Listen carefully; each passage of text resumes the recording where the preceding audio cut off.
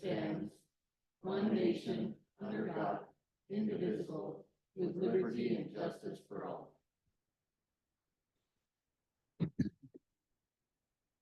Thank you very much. Clerk Fontaine, if you could do the roll call, please. Councilmember Larson, I'm here. Councilmember Dan Hahn, Present. Councilmember Josh Hahn, Present. Councilmember Julia Stubel, Present. Mayor Missy White. Present. You have a quorum. Thank you, Clerk Fontaine. The mayor is present for this entire meeting and will participate, but decided not to run it from Zoom, so asked me to step in. I'm sorry to interrupt it. It should be reflected that Councilmember Cox is not present, and she did notify me earlier that she will not be. Thank you. Sorry to go right past that. We'll move on now to mayor and council updates, and we'll start, Councilman Larson, we'll start with you. Okay, thank you. Don't have a whole lot here. I just noticed here this last week that the potholes are starting to be filled again. So thank you very, very much. That's appreciated, and I know that you've got a lot to go. So keep up the good work. Trying to think, there was nothing really exciting with the solid waste board. The Paposia Conservation District, they're a busy group, and they've got lots of stuff going on, and dealing with the flood mitigation and different projects around the county. So they're an interesting group to be with. Thank you. Thank you, Councilman Larson. Councilman Hahn. I have nothing tonight. Thank you. Thank you, Councilman. Mayor White will go in order and come to you next. Thank you. I'll come off video for my opportunity to speak. Lita sadly did not have a quorum last week, so they did not meet. They're hoping to reschedule that. So I'm hopeful that that will happen. And right now I'm not with you because I've had the opportunity to travel to DC, not on Landers' dime. I want to clarify that, to advocate for the need for federal funding for rural America. So today had some great meetings with all of our congressional representatives and their staff. And it's great to be able to have that opportunity and for them to take the time to meet with us. That's it from my end. Thank you, Mayor White. Councilman Josh Hahn? I have nothing this evening. All right. I just have a few for my liaisonship as well. Given the change of our council with Mayor White becoming mayor, I'm going to return to the Energy and Environment Task Force as a liaison. That's where Mayor White was when she was a council person. I'd invite the council to speak with Mayor White and I after this meeting as well. We are having a lot of scheduling conflicts with the school board. Being a liaison to the school board meetings, I think that's that you and I, Councilman Hahn? But the council has been meeting at the same time as the school board meetings. So we're wondering actually if that's not a liaison position that is as relevant either for a council person to sit in on a school board meeting. Perhaps those are staff to staff, often discussions about the parks that we rent, the space we rent, or SRO officers. So I think we're considering whether or not there's a need for a school board liaison from the council. And if you have thoughts on that, please, speak with the mayor and I on that topic. And then we will, of course, reevaluate when we have a new council person for Ward 2 joining us in a month or so, what liaison positions for that person as well. So there might be a little bit more reorganizing as we go. For the tree board, I've had a really excellent meeting this morning with a couple tree board representatives and city staff to look at the new ordinance that the board had compiled from the 3 that we have right now that are contradictory and redundant. So we've got a very near final draft of the tree ordinances that's gone back out for review. And we will hopefully bring that, this is a bit surprise for you, Clerk Fontaine, hopefully in the April 22nd work session. And Mayor White, we'll work with you on that if that agenda works for you as well. And lastly, the tree board is going to be joining the Paposia Conservation District at the Garden Expo, which is April 26th, I believe. I always have to check my dates. Is that right? You know me, I'm always going to say the wrong day. April 26th at the high school. And the tree board will have an educational booth there about tree species and tree care here in Lander and the particular types of trees that work well for our environment. And there may be an Arbor Day proclamation at that time as well. So keep an eye out for the expo posters around town, and I'm sure it's on the PACD website as well. Lots of actually great booths and educational experiences there at the Garden Expo. That's all I have for my updates, and we will now move to staff reports. Let's switch up the order and start Clerk Fontaine with you. Thank you. I have two updates on employment. One was the hiring committee for the treasurer position made the decision because of the interruption and the timeline for hiring to re-advertise it and reach out to all the applicants and see who was still interested and who wasn't, and move forward in that respect. So you may see that out. We're hoping to do interviews next month, but that's in the process. Also, we are advertising for all of our summer seasonal positions. So if anyone is interested in those, please spread the word and let everybody know and send them our way. Questions for Clerk Fontaine? Yeah, Councilman Josh Hahn. Yeah, what's the age limit on your seasonal help in the summer? On our seasonal, so there's two different age limits. One is 16, and those are the youth activity programs and camp counselors, and then 18 for those that would be using heavy equipment, lawnmowers, riding lawnmowers, and things like that. Okay, thank you. You're welcome. Thank you. Mayor White. Thank you. Rochelle, I wanted to say thank you for trying to figure out a different Zoom setup for us to hopefully avoid the unfortunate Zoom bombing incidences. And we might need to explain to the general public that how they show up literally will change if this is a successful effort. Different format of Zoom. So thank you for the work to do that. So the city is testing Zoom webinar tonight, and I've invited panelists to participate with a specific invitation. Everyone else should be able to join and view and hear.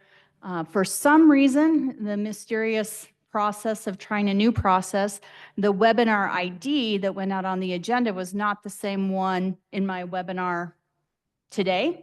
So we did a Facebook post and notified all of the agenda packet people that have signed up that way of tonight's code. So hopefully anyone that wanted to appear remotely and observe can. If not, we'll have it up on our website. So we're working out some kinks, trying something different to avoid, hopefully in the future, the types of issues that we had last week, but still be able to provide streaming and availability of everyone that's interested to be able to watch the council meetings live.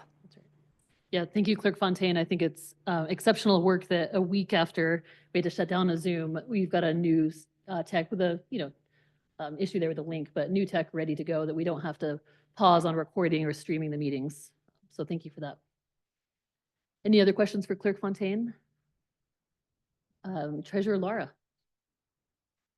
I don't have anything tonight. In a few weeks, you'll get to listen to me all night long, so. Any questions for the treasurer? Then Assistant Mayor Strube Fossen. Yeah, I do not have anything tonight unless you have questions for me. Questions? Excellent. Public Works Director Hopkins. I think that you're going to hear a lot from me tonight, so you can ask questions of me as we go in the presentation. Sounds good. And Chief Peters. I will say the exact same thing. Okay. Any questions now on other non-agenda topics for those two? Okay, great. Well, we do have a very busy new business non-action items for our work session. So let's roll right over to those.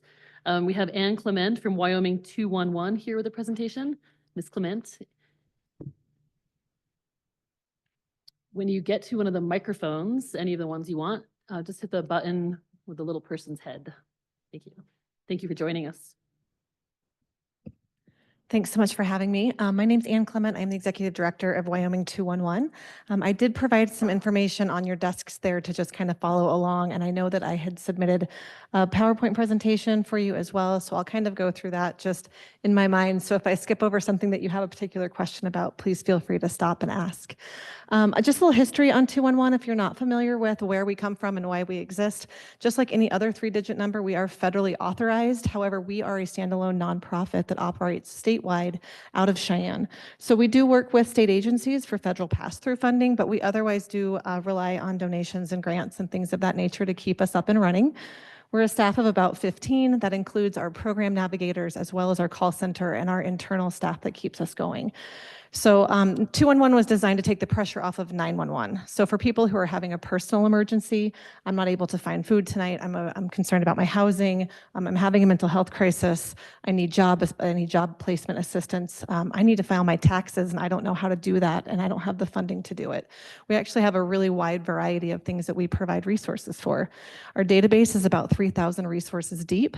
So that taxonomy guide that I provided for you there in the midst of those packets is actually a guide that we have created to help both clients as well as case managers and people who interact with the public better search our website for our resources.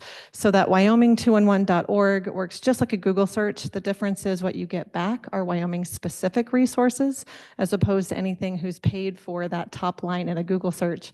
So it really minimizes the confusion of what it would be that someone could have access to specific to their community or to their state programming.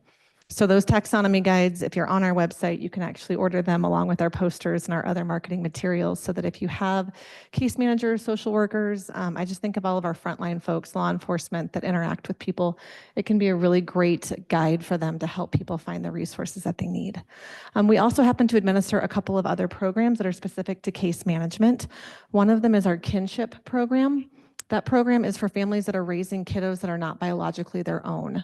Most of the families we serve are grandparents who have custody of grandkids that they were not expecting to have custody of.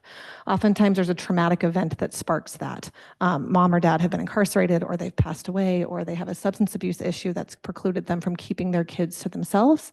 And so the trauma that's associated with that is part of what this kinship navigation is also aimed at, supporting those families. These services are free to all families in Wyoming. We even have funding to help them through the guardianship process, and we will escort them through the process in court if that is what's deemed appropriate for their family. So it's super supportive. We have 2 in-person navigators who support about 571 individuals across the state through that program. And we're currently going through an evaluation to qualify for federal funding that will be guaranteed every year moving forward, which is really exciting too. So if you have any questions about that, I'm happy to answer. We also have our Aging Disability Resource Center navigator. We have 1 person who serves statewide for that. That program is designed for anyone over the age of 18 who is living with a disability or has an acquired disability, or anyone over the age of 60 who's finding it difficult to just do mobility and cognition concerns as we age, or is providing care for a loved one in that kind of informal setting. So really this is to help catch those people in the gap who don't qualify for a disability waiver so that they still are eligible for some services. So Carrie Myers is our statewide ADRC. She can help people with Social Security disability, Medicaid, Medicare applications, finding long-term care options. There's just a variety of things. I often think of our sandwich generation for this program. So I'm raising kiddos at home, but I'm really concerned about mom and dad and I don't even know where to start. This is a great place to start. I am also currently have hired an ADRC specific to the Wind River Reservation. She'll start with us in April. We'll have her trained for a couple of months before she's actually in the community, but we'll have her in the community facing probably in June so that she'll be interacting with tribal members and those who are specifically living on the Wind River Reservation. So I'll have some separate program information for that once she's started and is available for services. We also do have services that are connected to our veterans as well as our farmers and ranchers. There's a lot of resources that are available that people just may not necessarily be aware of. So those are some other programs that you can find through our website. So I think that was kind of the gist of what I wanted to cover today, but I know that there's just a lot of information that comes at you when I sit down and talk about all of these programs. So I have my cards. I realized I forgot to give those along with this. I'll just pass those out real quickly. But we are a Monday through Friday, 8 to 5 call center. But aside from that, that website at Wyoming211.org obviously is the same access to the database that our call center has. We also do have an app that's both Apple and Android compatible. So you can hop on your phone and just download that app and have that access available in your back pocket. I'm happy to answer any questions. Thank you. Councilman Larson. Yeah, so do you have an office here in Lander, Fremont County, Wyoming? We're based in Cheyenne. Okay, And I'm here about once a month because I do have staff that's specific to Fremont County. So that ADRC that I just mentioned for the Wind River Reservation is located here. So I'm in town about once a month to support the work that she's doing, but otherwise we are primarily based in Cheyenne. I'm doing my best to hire people statewide. We have a couple of navigators that live in Casper, as well as a new staff member up in Johnson County and Buffalo, and a member of our team lives in Moorcroft. So we are trying to spread our space a little bit that direction. Also, to speaking of some of the other things we're doing right now, we actually have just been notified that we did receive some federal funding, which is odd to hear these days, and specific to regional community coordinators. So we will have 6 of them hired that will contract with us over the next year in order to really help support the community conversation that's happening as we move forward with our community information exchange. So our final program that I didn't bring along a handout for because we're in the middle of printing those brochures, our community information exchange will provide an electronic dashboard, if you will, for both medical providers and community-based organizations to do multi-directional referrals for each other. Doctors are required to offer social drivers of health screenings at their appointments, but oftentimes are reluctant to do so because if someone presents with a problem that they don't have an answer for, it becomes very complicated for them. This would provide them an opportunity to do electronic referrals for whether it be the food bank or a utility assistance or something along that line, and really identify those unmet needs, but really close the gap for those folks by offering wraparound services. If you give somebody in crisis a list of phone numbers to call, they might do about 20% of that on their own. But if they otherwise are being contacted by the providers, about 80% of that work actually gets accomplished. So we're really hoping to catch people in that preventative space as opposed to in crisis with this program. Absolutely. Other questions? I would. So you would help with water billing if somebody was behind in a water bill? And what does it require to send them your direction? Because we have several people right now that have some issues and having problems in our own payment arrangements. So what do you require, or what kind of situations do you fund? Yeah, I appreciate the question. One of my favorite things that our call center staff is really good at is maneuvering what's happening for folks that they can otherwise find that they're eligible for certain programs and then be able to utilize their money differently within their home. So whether or not there is a utility service specific to Fremont County for water, or if there was something statewide, that eligibility piece becomes the issue. Oftentimes our callers have already kind of tapped out the resource. They've already applied for something and there's a maximum that they're eligible for. But typically if someone's eligible for one program, they're also eligible for a program in another area. So I would recommend actually calling into our call center, whether you do it on your own or have one of the folks that you're referencing call into the call center and work through what those options are with our call center staff. That's the upshot to calling the 211 as opposed to hopping online, is that we do really work with callers in order to identify some other ways that we can help them kind of close those loops for themselves. Do you do like maintenance, like curb stop type repair? So we aren't actually a just the direct utility service part? person. Like we don't provide direct services. We are an information referral service to connect people to the programs No, that exist. I'm saying if I'm they had sorry. already paid for, we have assessed it to them, they owe on it for having had a broken curb stop. Or do you just pay for water billing? So we don't make any payments for anyone, but what we would do is work with that individual to find other programs that they're eligible for. For instance, if they're eligible for a food program, then they wouldn't have to use the money in their household to cover food. They would be Okay. able to pay their water bill. So we work with our callers in that capacity to help them identify other programs so that they can otherwise find ways to Well, meet we'll send some other. your way. Okay, sounds good.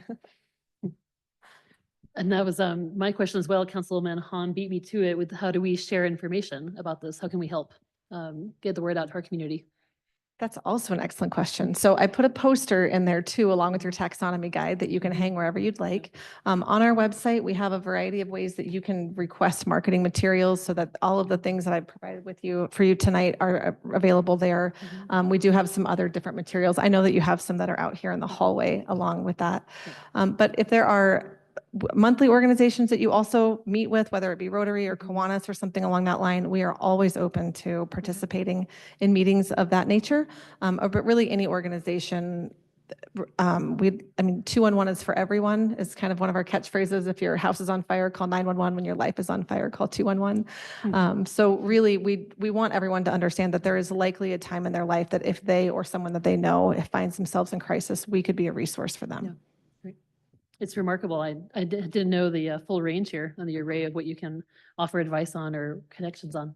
Well, and that's one of my favorite things about the taxonomy guide is you start to look through that list of what's on there. It's, oh, this isn't just about applying for SNAP or applying for WIC. It's so much deeper than that.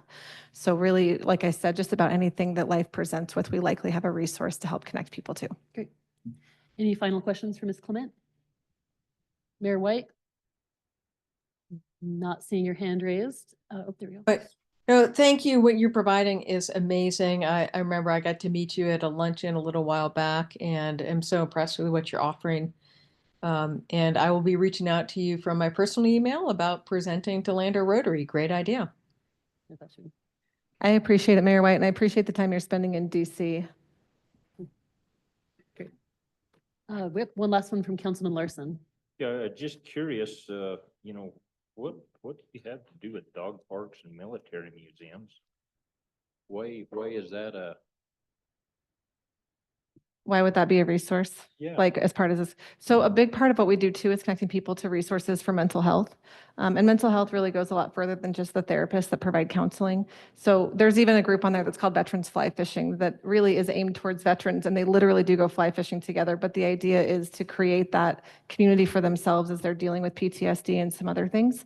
So as much as it seems a little bit like that isn't necessarily about a resource in crisis, it truly can be a way to connect people to things that make them feel supported within their community. whatever you say? Thank you, Councilman Larson. Thank you, Ms. Clement. We appreciate your time and we'll do our best to help spread the word in town as well. That would be lovely. Thank you. Next on our agenda is Ms. Calvert from the Assistant Director of Juvenile Justice Services of Fremont County.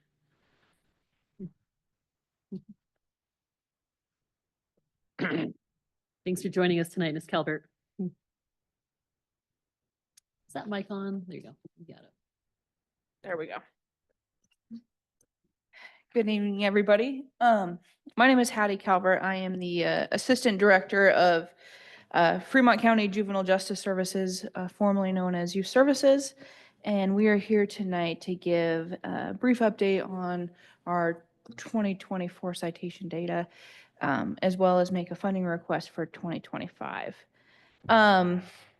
In 2024, we had we're picked up 112 citations between the Lander Police Department and the Lander Sheriff's Department. 88 of those came as youth services. 24 of those were municipal citations in which we don't genuinely get involved in.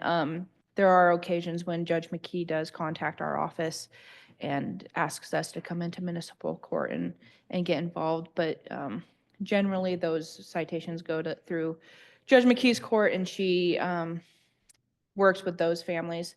Last year we conducted 72 intakes from July 2023, July 1st of 2023 to June 30th of 2024. There's, the little gap in intake there would be if families are currently on supervision, either with ourselves and they receive another citation, or with DFS, they typically don't necessarily re-come in for that intake because they're already being supervised. And that's also true for families that are involved with the department. In 2025 so far, we do have 60 citations currently up to the end of February. We have gotten a little busy in the month of March here, which is usually how that kind of goes. I guess we can go over some. So usually our biggest cost comes from substance related charges, just based off of the supervision that does go into that. A lot of urinalysis testing. Those cups cost, I think, about $7 a cup, $7 to $10 a cup. And then those frequency of UAs kind of depends on the individual. Everything with our cases is really individualized. We try and identify what is most needed by the juvenile and the family and kind of work towards that, connecting them to services in the community, whether that be counseling, whether that be substance abuse services, as well as every juvenile is required to do community service hours for us. We're always looking for community service partnerships, always looking for community service projects to help our kids give back to our community. I guess it would be open for questions if you guys, unless you wanted me to get really specific on what we have in front of us. I think everybody should have a packet in front of them. I think we have it in our drive, but the printed packets, I don't know that we remembered to bring them back after the last meeting. Sorry, I did a quick survey, but any questions for Ms. Calvert? Yeah, please, Just Counselor. one, I was interested in your community service. So how many participants do you have on, I mean, is there a sort of an average number that you're dealing with that? Caseloads, I would say our Lander caseload usually runs between 20 to 35 on the high end. And all of that is very like rotational. So a juvenile on a first time offense, first time into youth services usually is what we call on a 3-month pre-court. So, and then those pre-courts kind of tend to increase if they come back through us. So, usually probably about 20, and everybody will be in different parts of their supervision at that time. Some of them probably have some of their community service done, others may not, others are, potentially waiting on other services. It kind of depends. But I would say usually in our Lander office, 20 to 35 on a high end. Is there any restriction on what they can do or what they can't do? We do like them to be nonprofit organizations that they do, but we do also accept cultural activities as part of our community service. We think it's important for our kids to, connect to their community, and a lot of times that would mean connecting back to their culture. So we do accept sweats as part of that. They have to help with all of the preparation and that kind of stuff, and we talk about the importance of cultural activities and those kinds of things. But they usually have between 10 and 20 hours of community service. Everybody does. So how about help with a pig roast? Absolutely. We do try to, if alcohol is currently being served at those events, try and either have set up or take down, preferably probably set up in those kinds of situations, just so that we don't have our kids around adults who have been drinking. Okay. Councilman Larson is in charge of the community pig roast this year. I don't know if that's been announced Looking yet. for help wherever Still we looking. can. Yep. We can have Sierra, who is our Lander probation officer, get in touch with you and help get that set up. Great, thank you. Mhm. That brings to mind, I'll do this with Ms. Clement. We should remind her perhaps to present there as well, or have a booth at the pig roast. Ms. Calvert, tell us a little bit, I don't have the handout, I'm so sorry, pardon me, from last time. Tell us about some trends that you're seeing. I know we talked last year about alcohol versus marijuana. So like, I would what say, cases you're seeing? one of our biggest trends that we're seeing is age of citations issued. There have been an increase in our current population right now. The biggest citation group is coming from 15-year-olds. We do we're seeing as young as 12. So, you get your first offense when you're 12, hopefully we don't see you back, but that's kind of been a pattern of repeat offenders as kids that when we get them really young, we tend to see them more frequently. And then every time they come in, we try and, pick up where we left off with the juvenile and the family, and, attach them to different services, potentially look at other courts and that kind of thing. Also, the trends we're seeing, drugs and alcohol are obviously always prevalent. With the alcohol citations have been a little higher this year than we've seen in previous years. We are seeing less, drug citations. They have actually decreased over the last couple of years. The 2024 in February and March, we did have our highest numbers of drug and alcohol citations, but that's usually, we do kind of see trends in seasons as well. For whatever reason, spring always kind of brings a height in citations. You would assume probably that the summer months would also bring the same, but that's, our summer is usually slower, just not as many eyes on kids. And when they're in school, we get citations that come out of the school. But overall, our citations are down, which is good. As Chief Peters reported a couple weeks ago, crime in Lander as a whole is down, which would be a reflection of that as well. So if you're seeing a trend to slightly younger juveniles coming to the system, and you said that tends to then have more repeat offenders, so recidivism is going to be perhaps more of a concern? Yeah, I would hope that we're, connecting them to the proper services so that, our goal is to have them come in once. Obviously that's our goal. With substance, that it tends to, our substance are usually what we see repeats of.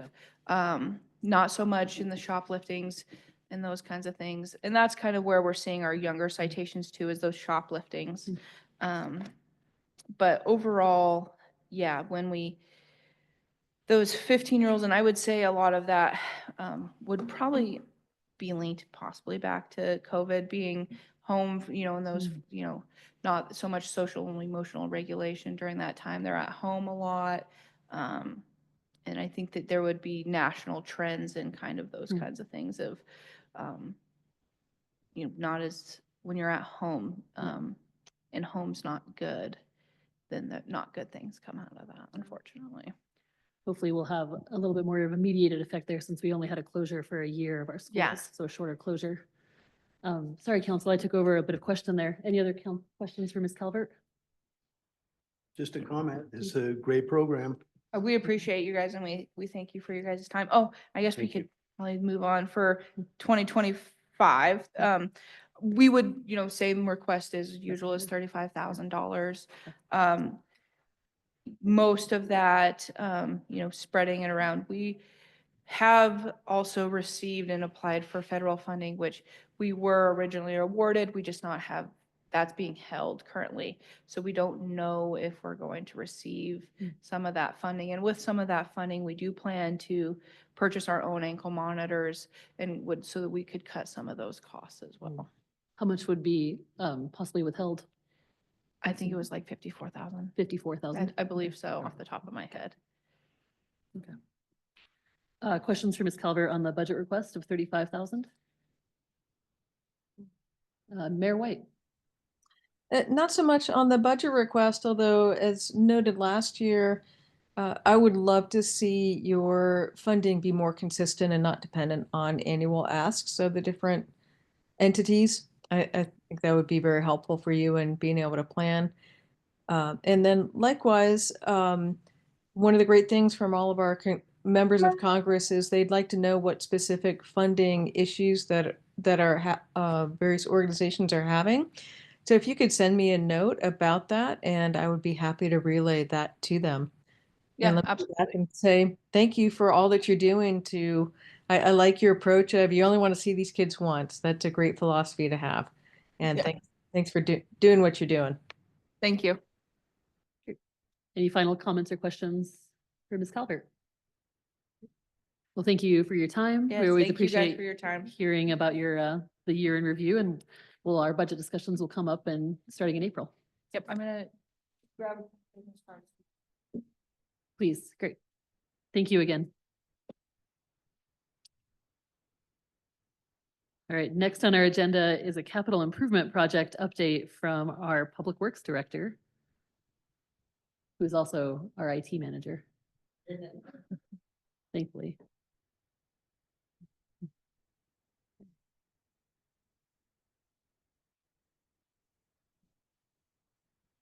Part of our new safety here for making sure no one else can take over our video and audio.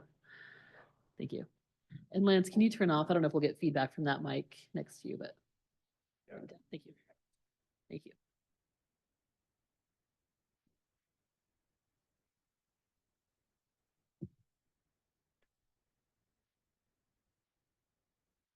Council, we do have a printout of the slides that Director Hopkins will show us with space for notes. So you can jot down notes or questions, and then we can return to those as he goes through what's going to be a pretty remarkable and in-depth overview here.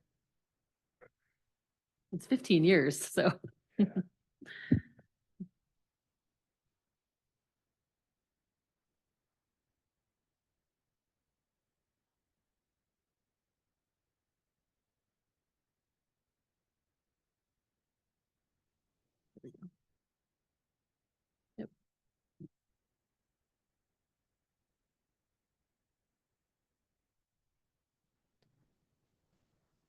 Perfect.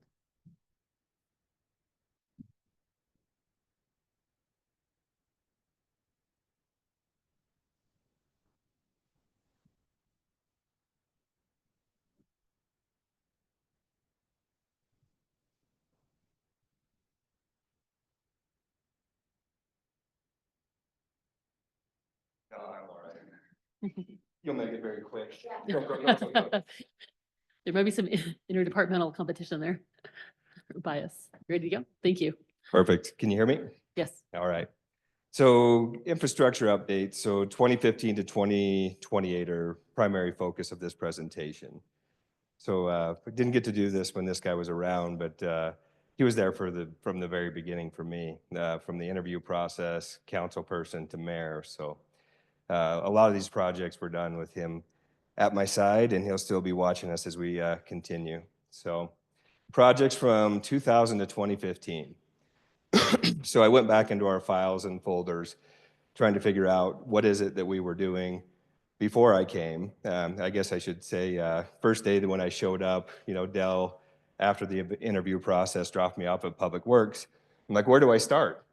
He was like, wherever you want. And so I looked around, and most files and folders kind of ended late 80s that were in that office. And so there weren't a lot of things new in there or direction, but gave me times to read previous projects and previous information and get acquainted with what was going on. So we had a water line project on Smith Creek, Riverview waterline project. We had to take on the water treatment plant. We had lost the infiltration gallery water at that point in time, which was, tributary from stormwater was the concern. So DEQ told us we had to find alternative sources, alternative treatment. So the plant was 2005 that we built that and able to treat surface water differently. There was a slip lining project, so you guys were aware that there was problems with water getting into your system. So that was trying to remove that. 2010, you're still working on the projects from the flood restoration, trying to be reimbursed for the disasters that happened there. A landslide that occurred below Buena Vista, and so the wall that's on the pathway. Bulk fill station, so you were working on rural water at that time. Goodrich Drive, that project was a urban systems project, so YDOT monies that came through that we were working on. The community center was being rebuilt or had been rebuilt during that time, so you're working on that. And you were engaged in a wastewater lagoon project. So just a brief recovery or a brief summary there. And so Dell, like I said, was the one who hired me at the mayor at the time. So he was reelected. His first go around, a lot of those files that I had found were from that 75 to 87 timeframe. And so he was wanting to get going on infrastructure and finding people who would help him do that. So here's our 2015 council at the time. You'd probably recognize some of those people.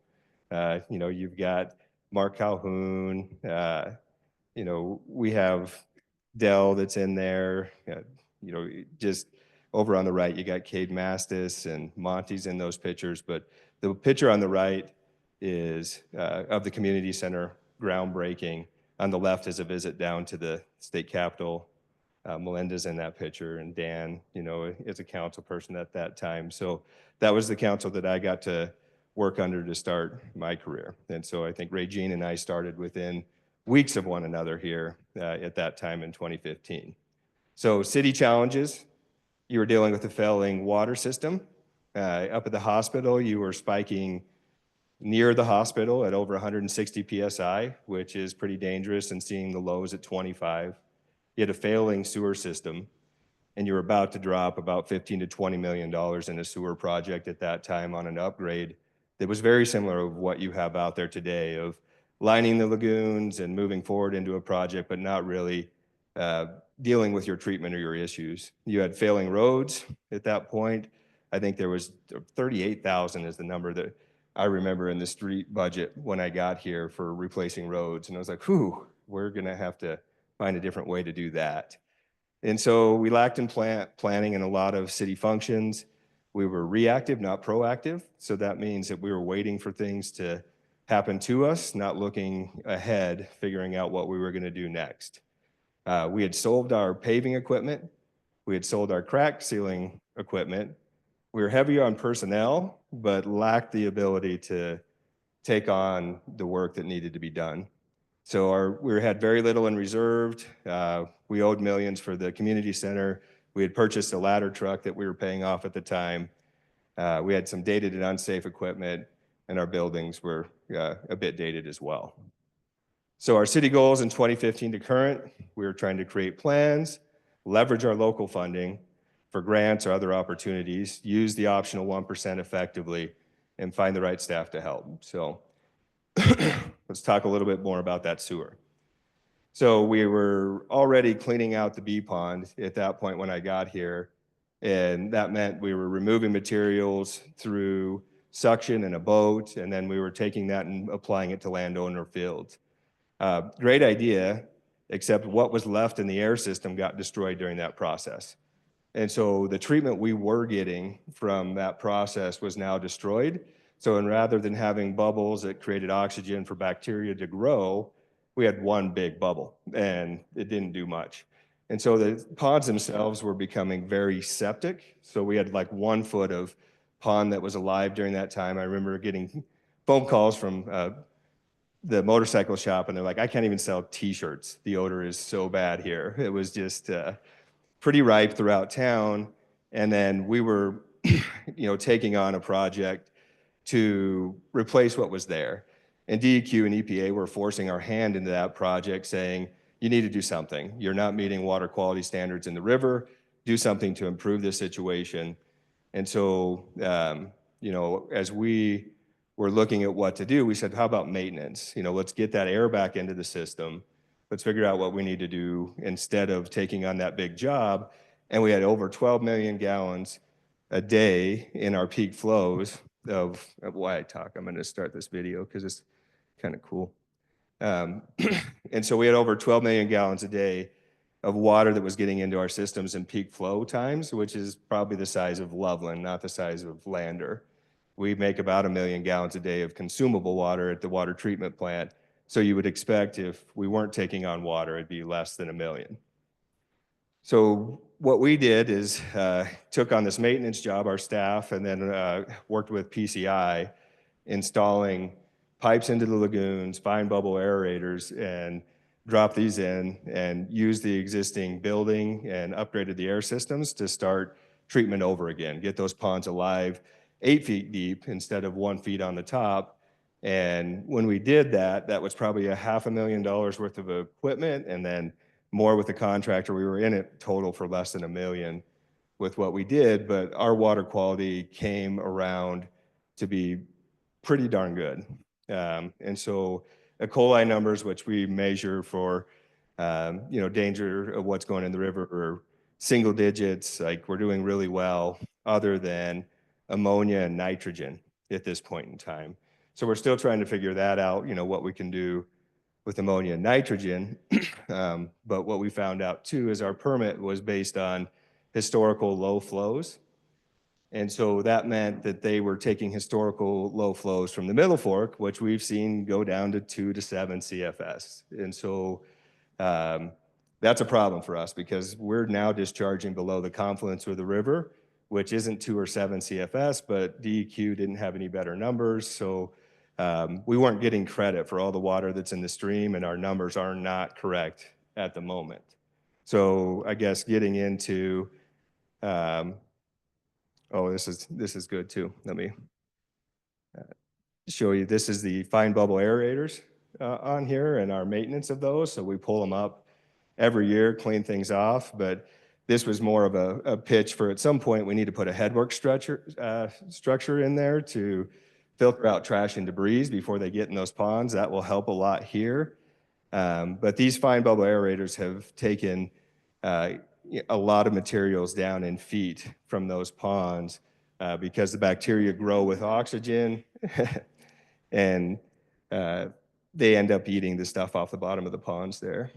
So let me see if I can advance to the next slide.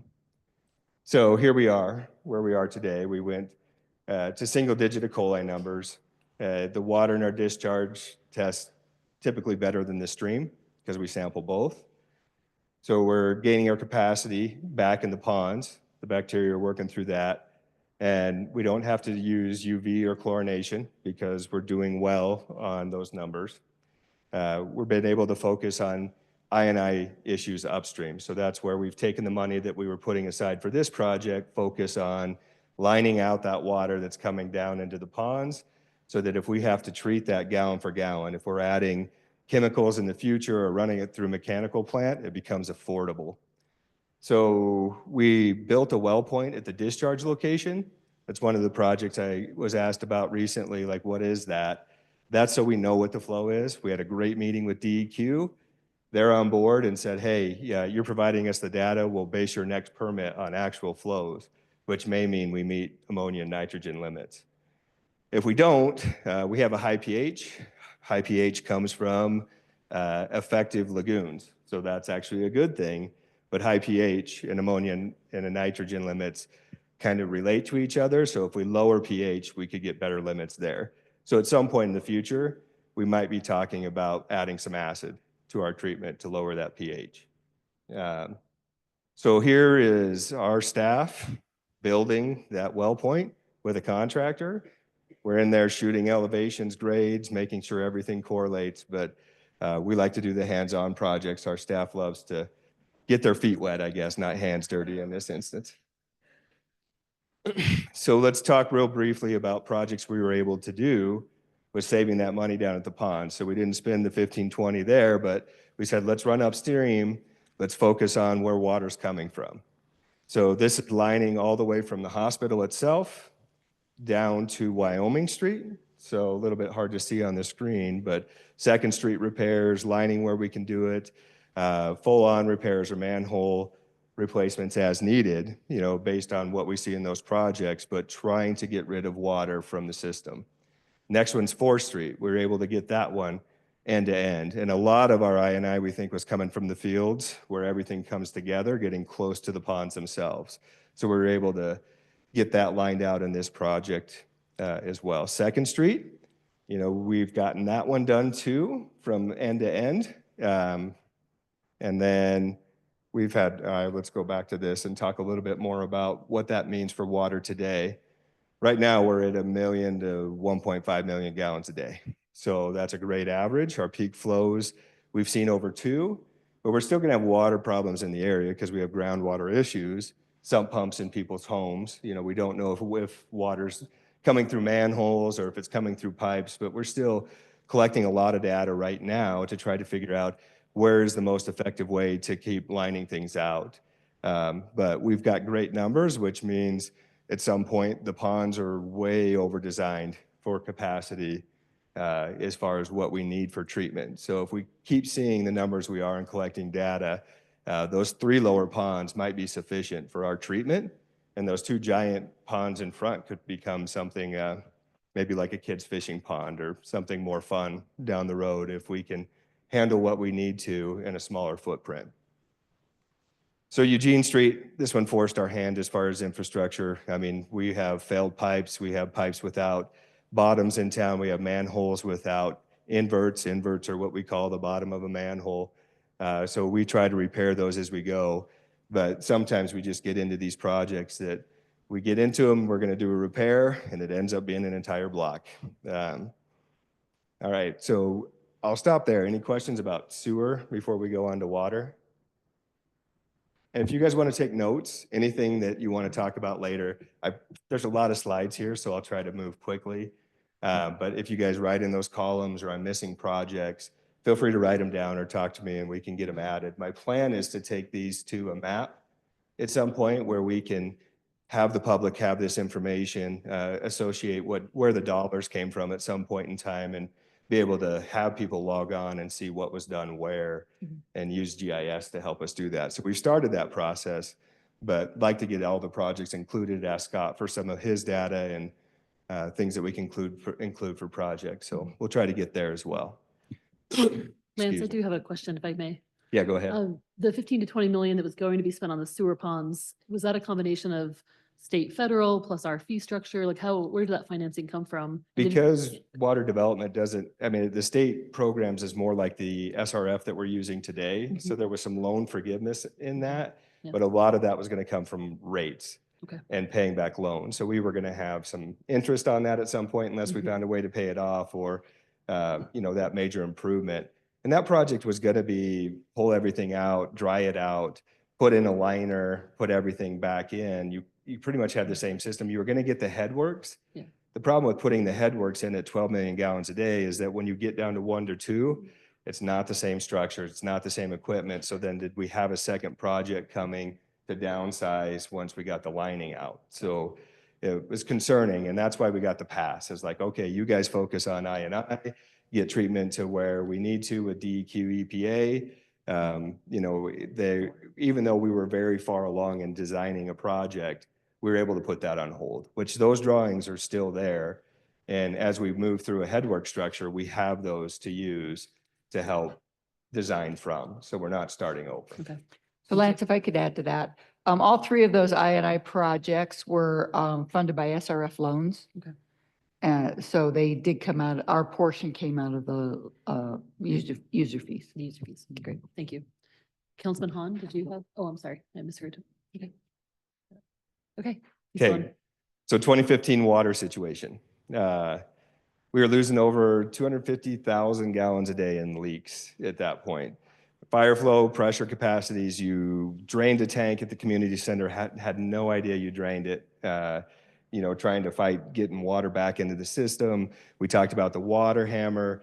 At the point, when I say water breaks, the guys in the department cringe. They think that's what causes them. So if we have one tomorrow, it's my fault. But as we work through this, we had 25 to 30 documented breaks per year going on in the system. And a lot of that was related to aging pipe, but pressure issues. As that pipe pressure spikes, the pipe moves. A lot of that was bedded on rocky materials or bedded in native soils. And when that pipe moves on rock, it tends to show through. So as we've ironed out some of our pressure issues over the last few years, we've been less than, single digit issues, not 20 plus. So it's been great. I think we're at 4 this year, but we've had a mild winter and not as many shifts in temperature, which is helpful too. So, we had the tanks, which had exposed rebar on them, the failure in the, I guess we didn't reach failure, but we started to see the strands shooting out of the Ellis tank and, put us into needing to deal with 3 of our 4 water tanks. The water plant, 3 different times, I think it was week 1, Dale was from the 70s and it was, you do what you need to. And at that point we were treating water when we had the infiltration gallery with just being able to add chlorine. And so I think we had an issue at the plant. We couldn't serve water. And he had told Shane, just go ahead and send it and add some chlorine. And Shane called me on week 1. He's like, can I do this? I said, no, we can't do that. Like, hit pause, let me come back. So I turned around where we were and figured out we had lots of issues at the plant, from control issues to aging issues. Plants usually last, even though it was built in 2005, Plants usually only last 20 years, and that's not because the walls fall down. That's because we start to run into dated equipment. And so you can't get get parts to continue to make it work. You got a lot of motors, you got a lot of different pieces like that you have to have working appropriately. And you need to stay up on those. You need to make sure you got one on the shelf, especially in a small town, to put in place for the one that's failing. So as we worked through, we started with the high pressure water line phase 1 project.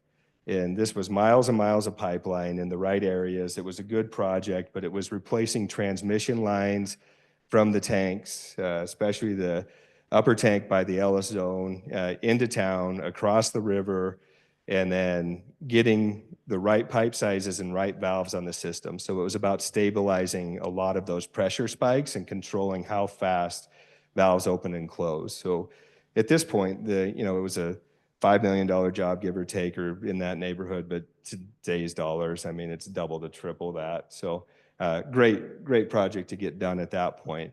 But that made us realize we still had issues and looping issues and things to accomplish. So we moved into the phase 2, which is to add additional correct size piping, continue to loop the system and take out pressure problems, and also replace pipe that was in the ground that was ductile. If ductile didn't get a bag over it, ductile iron pipe, it reacted with soils, and then you started to get pitting and failure. So we had to take pipe that was less than 50 years old and start replacing it, and thinking about replacing it, still are.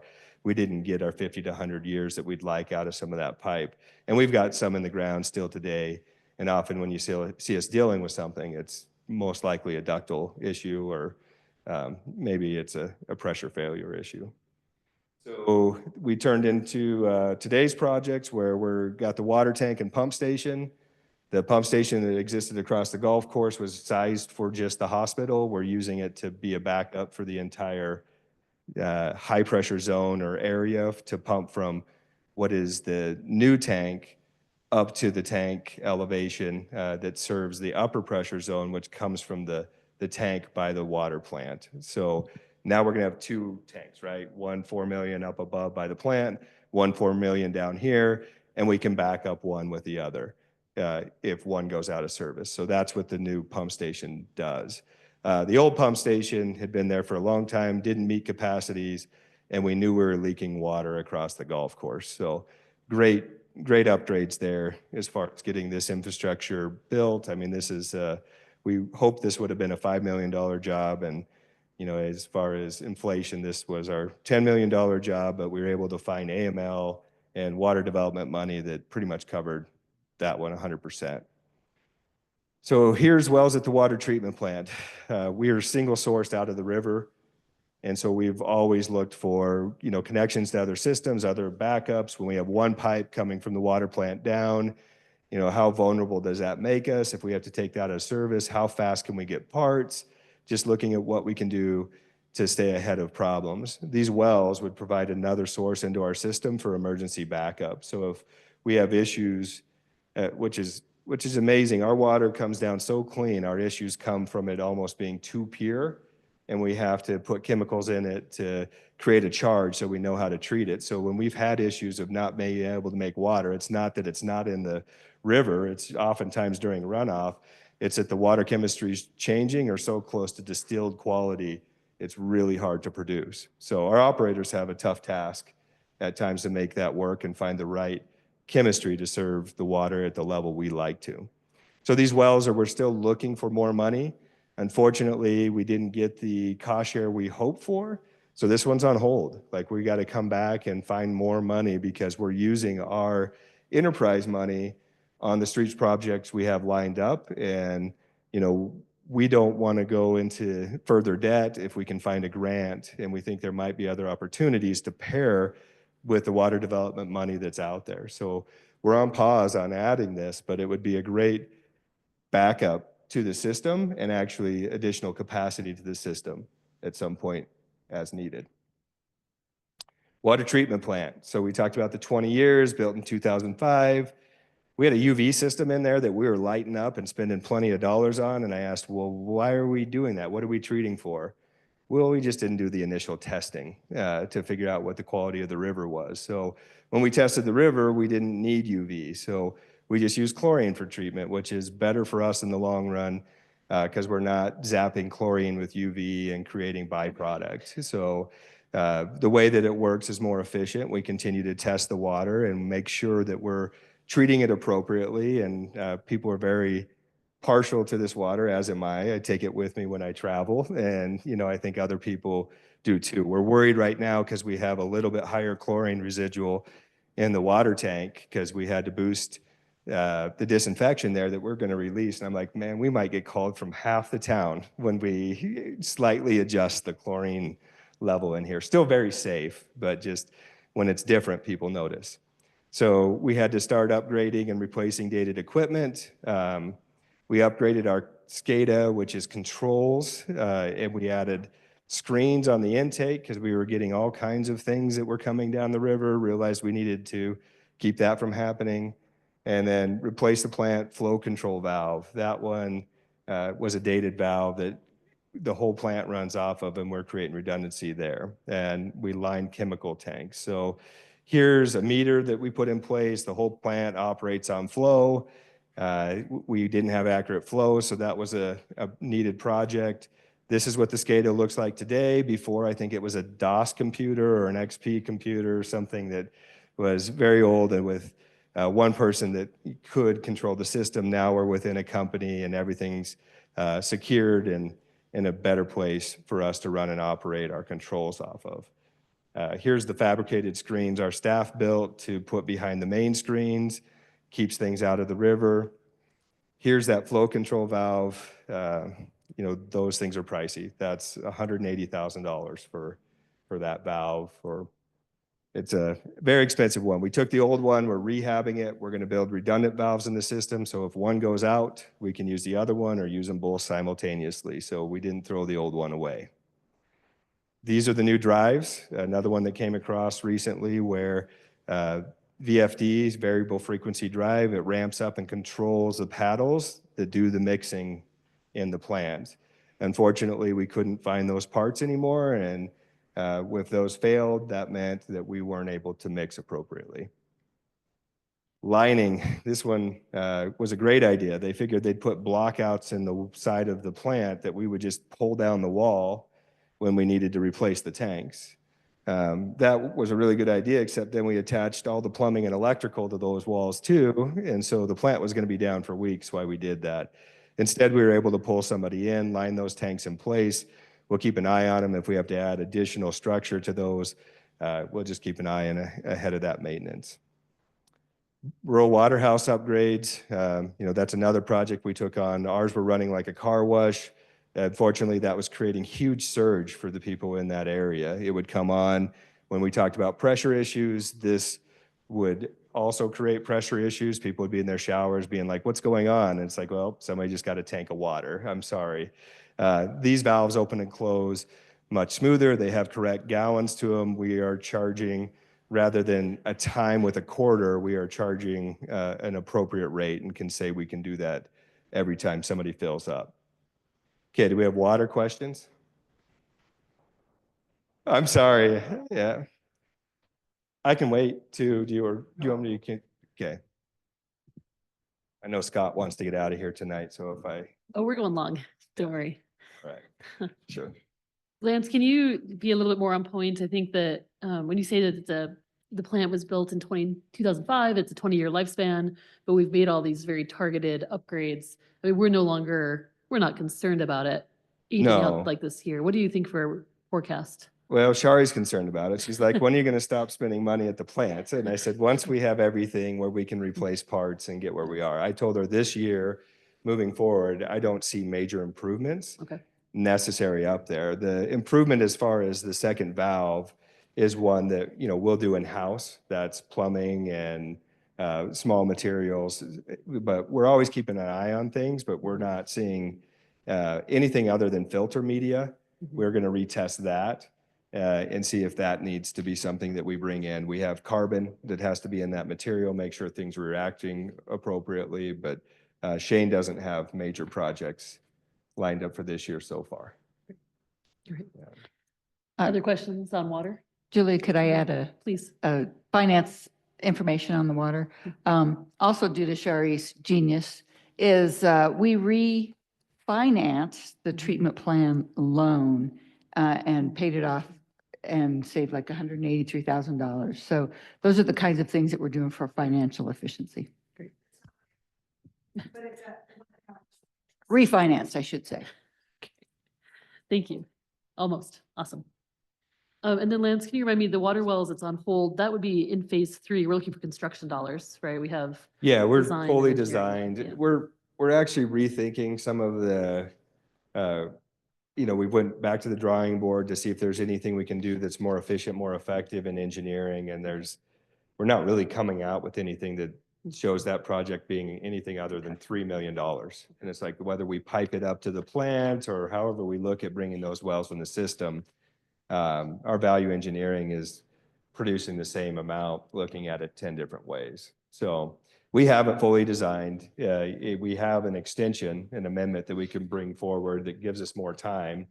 But we can also have the option to put it on pause. And talking to water development, they've had other municipalities who have put these on pause to either, find other funding to pair with it or to save. That's some of our issue right now is that inflation has been going up so much. We're trying not to hurt our customers with water rate increases, but the water rates we were projecting in our master planning have not even gotten close to the inflation dollars that have occurred. So at some point, it's like, okay, that delays projects. When you don't have money to invest in them, or it takes longer to start to gather that money to leverage, then you have to move things out a little bit to make them work, which we're trying to get things done as quickly as possible, but also trying to do it on other people's dollars rather than our own. But there is some local match money that's needed at times. That's right. And that match went up 16%, right? We were expecting 66% from the state and it went down to 50-50. It did. And then what also happened though, it wasn't just the match money. We have to cover the inflation portion of our project. So when that was going to be a $1.5 million job and now it went to a 3, we went up not just the 50-50, but we went up to 66% or, a third of the overall project cost to come up with. So inflation hurts us because we have to cover that difference. Got it. The state's willing to cover, the 50% of theirs. But Right. now, Original. where's ours coming from? Okay. Okay. Councilman Larson. Yeah, I'm just curious, do we have some kind of resident mad scientist that lives there in the water plant that, takes and you've got this distilled water basically coming in and how do they know what to add and what to stir it in and wings of bats and whatever else that, where does that information come from? So a lot of it comes from the data that they've been collecting. So they are sampling that water all the time for what they call turbidity. Okay. What's the clarity of it Right. coming in? They're sampling for other pH and looking at that water. We also have a database, that tells us historically what combinations have worked. They take that water, they run it through jar tests, and they're looking for it to settle out. So a jar test they can get done in 15 minutes. They can run, 6 to 18 samples at a time when they're doing chemistry. And then they're looking at the one that produces the best water. They dial it into the plant, see if that's working. It takes 3 hours to 6 hours to go through the plant, depending on what it is. Make sure that that's creating the turbidity on the outlet they want. They keep messing with that equation until they get it dialed into the least amount of chemical that they have to add to the scenario, best water quality going out, and things that aren't creating backwash in their filters. Because if you have too much chemical or problems, the filters plug, and then you're backwashing and sending it out to the lagoons all the time. So not just one mad scientist, there's 3 up there. And they'll work around the clock if you ask them to, but we've tried to make their job as easy as possible and give them equipment that works, and then also started creating these databases and archives for them to work on so that they're not starting from scratch. But there has to be a lot of training in there, the way it sounds to me.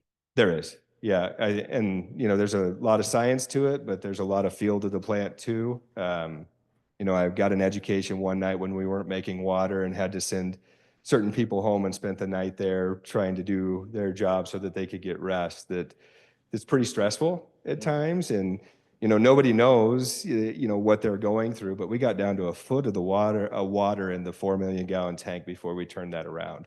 So we were this close to making the call, like, turn off the car wash, turn off everything else that's not working. Everybody needs to hit pause. We're working on it. We're sorry, but we got a combination that worked. Others came back in. They had been on a 40-hour shift without breaks and other things that we're trying to, get sleep and come back and figure out what we can do. But at times that can be very stressful. Hence the wells. If we could have flipped the switch on a wells project and been making water during that time, it's not near as stressful. But that's why you need the emergency backup, because when the mad scientists can't quite get the right formula, we need to be able to have something else that works. Sure. Streets. Okay, I know this is dear and near to everybody's heart, especially their favorite pothole, but as we look at subgrade issues, a lot of the paving that occurred, I'm glad that it happened, but some of this paving is very thin. It was put over roads that don't necessarily have the best base or structure to them. And when you see things like the left picture where the surfacing is just coming apart, that's thin asphalt over things that are moving. On the right, you're starting to see the drive lane show through. You're had weight and time that are pushing in, and that subgrade hasn't held up over that road.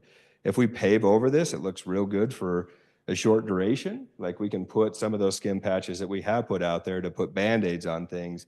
But eventually what happens is you get reflective cracking back through this, and we didn't really solve the problem or get real good life out of the pavement. It's not bang for our buck.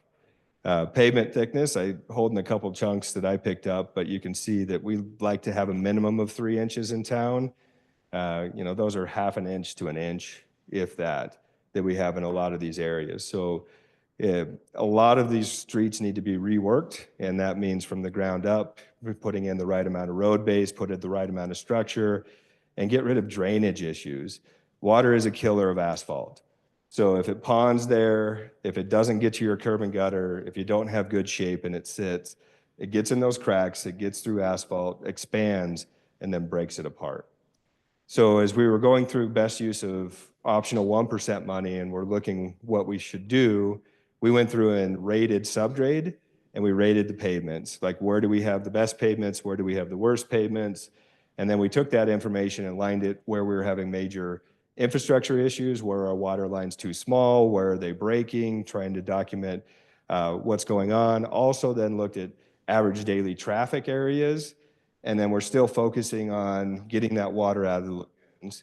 And so, some of the projects we were able to come up with, this was in 2015, we did Dylan and Christina from end to end. That's water, sewer, roadway, sidewalks, ADA. McDougal and Cliff Streets, same projects where everything was done in those areas. Jefferson Street, this was an urban systems project for us, complete street. Academic Way, that was a project that was a Joint Tigers Board project that didn't get fully built in the original subdivision. We completed that. So that's another picture of Academic Way. Mount Hope Drive, we ended up doing, we have great drainage up there and can use this way, didn't need the sidewalks, but able to rebuild that road, and there's water and some sewer that was done with that. These Paposia 4th to 5th projects, the ones I'm going to talk about, are block to block. These are ones where our staff jumped in, got a lot of experience, and did the project themselves. There's savings there when we spend our time doing it, but it takes our entire crew, cemetery to streets to water guys, to make these projects happen. So these upcoming summers, we're going to be busy with construction projects. It's not going to work as well for us to jump in and do blocks of roadway, but they turned out really nice if you get a chance to go look at them. So Paposia, Cliff 2nd to 3rd, 2nd Street, each side of that for a block. So Garfield to Lincoln. All right, we'll jump into mill and overlay projects. Can I do a quick Questions? question? Yeah, Sure. sorry. When you talk about the grade issues and the pavement thickness issues, is that from asphalt that went down in the 80s? Is that from that wave of investment in the 80s, or when did that go down? It's questionable when that asphalt got placed, but Okay. yeah, I think that there wasn't as much control over pavement thickness. There wasn't as much thought into subgrade. You know, right now, if we have a area that's built on clay, if you talk about the Dillon addition, you know, you're getting away from some of those old river corridors. We have two different types of soils here in my mind, ones that shrink and swell significantly and ones that are stabilized on rock and river. That rock and river, we can put just a little bit of base over that and build roads on it. It holds up really nice. That clay ends up being fabric, a grid, and then we end up putting 8 inches to a foot of base and asphalt on that. But we're trying to make the road float on that material as it moves. So it's more expensive to build in the clay than it is to build on that rock area as we look at these projects. Did that answer your question? Yeah, thank you. Sure. So mill and overlay projects. We did South 7th, mill and overlay, 8th Street, and we got the courts. So Kimberly, Kristen, we ended up getting all of that done. And then Garfield, mill and overlay. So we stopped at 6th, I believe, on Garfield, and it went towards the senior center. Wood Street, we were able to get end to end on Wood Street. So these roads are holding up pretty nice right now. Dillon Drive, got mill and overlay done to Valley View. And then South 8th, mill and overlay, just one section of road that was really bad, but able to get a new surface in there. We had decent structure under these roads that allowed us to take on those projects. Smith Street, did that one for you, right? That was before my time. Just kidding. But Smith Street, mill and overlay in front of the school, there is some reflective cracking, and that's going to need some, at some point go in and take care of crack sealing that road. Sinks Canyon, that one was in pretty bad shape. We were able to get from 5th all the way to city limits. And, that's shedding drainage well and working well. Cedar, Sage, and Bellevue, we had mill and overlay in that area. And so you can stand on Cedar, look one way, it looks great, turn around, and you're like, oh, Bellevue the other way looks pretty rough. So be nice to find some money to get back in that subdivision, do the rest. Adams Street, so we got a block on Adams. These were, assessed in our pavement maintenance plan, areas where we didn't have huge utility problems, able to take care of mill and overlays. Washington 5th to 6th, that road's holding up pretty nice. So chip seals, any questions on mill and overlays? Trying to move quick. Okay, so we chipped those areas of new mill and overlays or new streets for wearing courses. And so those worked pretty well, other than the rocks and the chips that it makes. But the idea of putting a wearing course on your pavement is that as you drive and we put blades down and we do snow removal, that's what we start to take off the top. And then we can add those wearing courses back to this, and the pavement underneath stays in really good shape. So that we're just adding wearing courses rather than seeing us deteriorate that asphalt. And again, we're trying to keep water out. We're trying to keep it structural. That's the idea behind it. I know it's a pain once we put those chips down for bicyclists and pedestrians, and it makes a mess, but we get them picked up eventually. But that has been the most effective wearing course we've had here. So Harmony Hills, that's above Cascade as you get over there on, McDougal, coming back around and in that area. So Dillon Drive, Valley View to Christina, we were able to chip that. Fremont Street, 3rd to 5th. And then Washington Street, east of 2nd. We got the community center, and wanted to talk briefly about this storage shed. Our staff put 2 Connex boxes side by side to make this, because we didn't have the additional overflow storage we needed at the community center. So in their spare time, they just put that together and built structure, and now we have a working shop and garage out there, which is pretty amazing, some of the talent you have within the city and what they're able to do. We did try fog slurry seals, and so we talked about that at one time, Dan, that you brought it up in a meeting. We used fog seals, and our issue with those, they're supposed to give us, 2 to 5 years, And when we drop a plow down on these and we get after removing ice, we tear those up in a season. So some of our issue is that that emulsion just comes up, and our wearing course didn't last. So still like the chips better, but it is an option out there. The museum parking lot did get that treatment. If you want to go look at it, we aren't as hard on the parking lot as we are other areas in town, so that should hold up a little longer. And that's in front of the restroom facility by the museum that we own. Okay, we're on to stream projects. Anything more on streets? Okay. Third and City Park Drive. So this was utilities underneath. This was a result of 2017 when we could go down in the stream and we could see the tops of a water line, a ductile iron water line that was in that stream. We were worried about a big rock coming in, and then that would have been a huge problem for the area up above that was being fed by that area. So this was lowering utilities in this area, as well as improving and holding the bank. So a picture of that one there that you can look at, and I'm sure you've been by City Park to see it. McManus Park, this one was just structural, trying to keep the erosion from continuing. We lost some nice trees. That bank just kept moving, was going to continue to move. Had to stabilize it so it wasn't continuing to come into the park. But it was a nice cottonwood. It'd been nice to save that and have that bank caught about 10 feet before it got to it. But unfortunately, the floods got that one. First Street abandonment, we left a pipe in the river. We thought it might be piping some back into our sewer. We were able to go in and remove pipe, plug pipe. That sewer line was no longer in use, but able to do things where we're not seeing water get into our system. Sewer discharge line, this is where we lowered and then built up that pipe that leaves on Industrial Park Road, heads out to the confluence. That was replaced.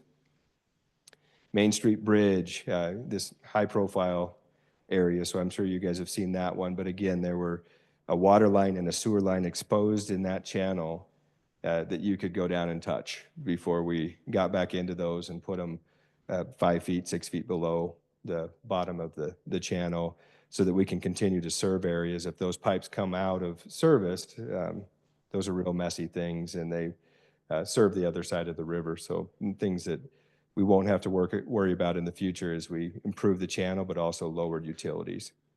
Poor Farm Road, same thing. These were two big bores that were HDPE that we had to feed back in to replace the lines that were exposed, and you could see after the 2017 floods. We do have a couple projects that we have designed and haven't built them yet. We're hoping to include those into bigger projects as we're looking at them, but we have failure occurring around 2nd Street Bridge, and there's a big drop off that needs to be stabilized there. We have a plan for blocks to be able to do that, but we're holding off to see if we can pair that with funding or some of our other projects that are going on. The river trail behind the courthouse enhancements, starting to see some failure around there. Need to get infrastructure in to protect that trail system, stop the river from encroaching, and continue to take that out of service. This one was the Paposia Trout and Stream Restoration Project. Just wanted to highlight that one. It did a lot of good things as far as creating stabilization around the park. And then, we did learn some things with that project about how much sediment and bed load go down our streams. So have to think about passing stream bed load. What goes into our system needs to go out. And, if it deposits, then we have to deal with maintenance. So we have the projects going on that we've talked about in the past, Paposia River through all of city limits. So we have a upstream core project of the bridge, downstream Strike Engineering Group and their team are looking at solutions downstream. I'm not sure, what will happen with these projects. It's a huge benefit to the citizens 1st through 5th who will be in a floodplain if we do nothing or have to buy flood insurance. But this is going to be an expensive one that we'll have to work really hard as a team on to find funding and leverage our partners. We have a lot of interested partners such as YDOT, Trout Unlimited, the governor's been here for these projects, and we're hoping that we can make that a very affordable solution locally is the only way that project would happen. If not, it'll be on the shelf for the future after something disastrous happens, if we ever see a big event. But remember, it's not just protecting the 100-year flood, it's protecting everything up to that. So holding water in the channel and keeping it out of people's basements, or keeping it from surging manholes and people from falling into culvert pipes or into those manholes. So there's a lot of protection that comes for allowing those flows to go around your community rather than through it. Okay, community partnership projects, if we're good on stream projects. I have one, you know, I Okay, do. let's do it. Did you include the river trail behind the courthouse enhancements in the category of designed, but we're holding till we find funding? So that's the YDOT grant that we have, and so it is designed, and our trail system is tying into that. So we have not applied for construction dollars, but we do have connections to that trail from Main Street down to the new park. That's part of that TAP grant. Mhm. Okay, thank you. Yep. Good reminder. And we have some, I guess when we're talking TAP, we've gotten some information that they've removed the cap on those TAP projects. Yeah, I think that they've had a lot of people return funding. And so they're looking for people within our category to apply for projects because they have federal dollars that may go back if they don't get them obligated in 2026. And so we may be approaching, if that's an extension, applying for another project. I mean, I think we heard information on the Baldwin Creek project. I think there's some pressure to make sure that we're using that in 2026 because they don't want to return those dollars. But the reality is that there may be even more dollars, and we have a lot going on land, or we'd be able to pull off a lot of projects. So there may be an opportunity for us to talk about increased project out of that funding account in the future. So we could be talking a pathway project or the rest of Gannett Peak subdivision as interest as we move forward. Thank you. Okay, community partnership projects. Chamber, great one. I mean, I think that that's property we own, that's our building, and they're getting great use out of it, great activity, good location. Maven, another one where we're going to get money back in economic development from these projects at some point in time through rent or purchasing. This generates funding for the city to use in economic development. There's a subdivision there where Maven was built that now hopefully gets filled up, but I think you're starting to get some commercial interest behind it as well. So 535 East Main, a great project. We had a water line that went right through the middle of that building for some reason. So we had to relocate our water line in partnership with the developer, but enabled that building to be built and all of the businesses that are there. Dollar General, we had a design bore in Dillon, and then they wanted to build on this lot. They didn't have water. And we're like, hey, we could just move that bore upstream where you are, shoot down an easement, and that enabled that building to go in. So that's going to have some tax payback over time. So good partnership projects, whether we're buying pipe and they hire contractors to install them, or we're moving or adjusting projects, infrastructure projects that are providing benefit. Yes. Redoing their sewer. So first contractor came in that did their sewer line, one coming from the building, and through the construction process, it collapsed and failed. So they had to redo that sewer line and then reinstall it to grade and put it back in. So unfortunate to see new concrete cut, but that's why compaction is so important, and make sure that when you bed pipes and protect them, that you're doing that from the ground up. Okay, Pioneer Museum. We built one of those bridges and dropped it off and installed it for them so that they had additional walkways down there. We've helped with putting in materials and stream restoration there they were losing a lot of their elevation there. Pathfinder High School, we're getting ready to do a partnership project with the school. We took out the tennis courts, but there's some great plans on the 9th Street plans for using this area differently, safer parking, potentially moving their building, like good discussion if it can come around and find funding. Okay, we're on to recreation projects. Rodeo grounds, we've done a lot up there. I think we had old bleachers where they were made out of wood that people were following through, decided to move forward on replacing those. So we have ADA bleachers up there, repaired one set, brand new set. Our staff built the stairs going on each side of the to the announcing booth, so that you don't have to jump fences or your access isn't getting people as hurt. So they rebuilt pins, welded those together, manufactured, built, like very impressive of their abilities up there. We're working on a restroom project right now. So that was through the Lore Foundation. We have a grant that those are getting a facelift and becoming more functional, added fencing and booths so that there's more control up there. Golf course, same thing. We own that property, doing what we can up there to make it work, but we've built bridges. We put in liners to reduce the amount of impact groundwater that's up there. The pump station, working with the golf course, has been rehabbed, and then controls has been added. So a lot of projects authorized recently to improve that infrastructure so we don't have failure and that can continue to operate. North Park, restroom facility that went in, new ADA bleachers on the ball field. City Park, we moved that sidewalk back because it was taken out of service several different times, curb and gutter to get that water away from the edge and have it flow appropriately. The stage has been moved, ball field ADA upgrades, new scoreboards, and then the Hermansky Park, we got good cooperation with the Job Corps on that one, but our staff has been finishing off, hauling off all the debris so that that park becomes more usable. The Centennial Park gazebo. Bike park has been rebuilt a couple different times for different purposes, but continues to be well used and added to. Softball complex.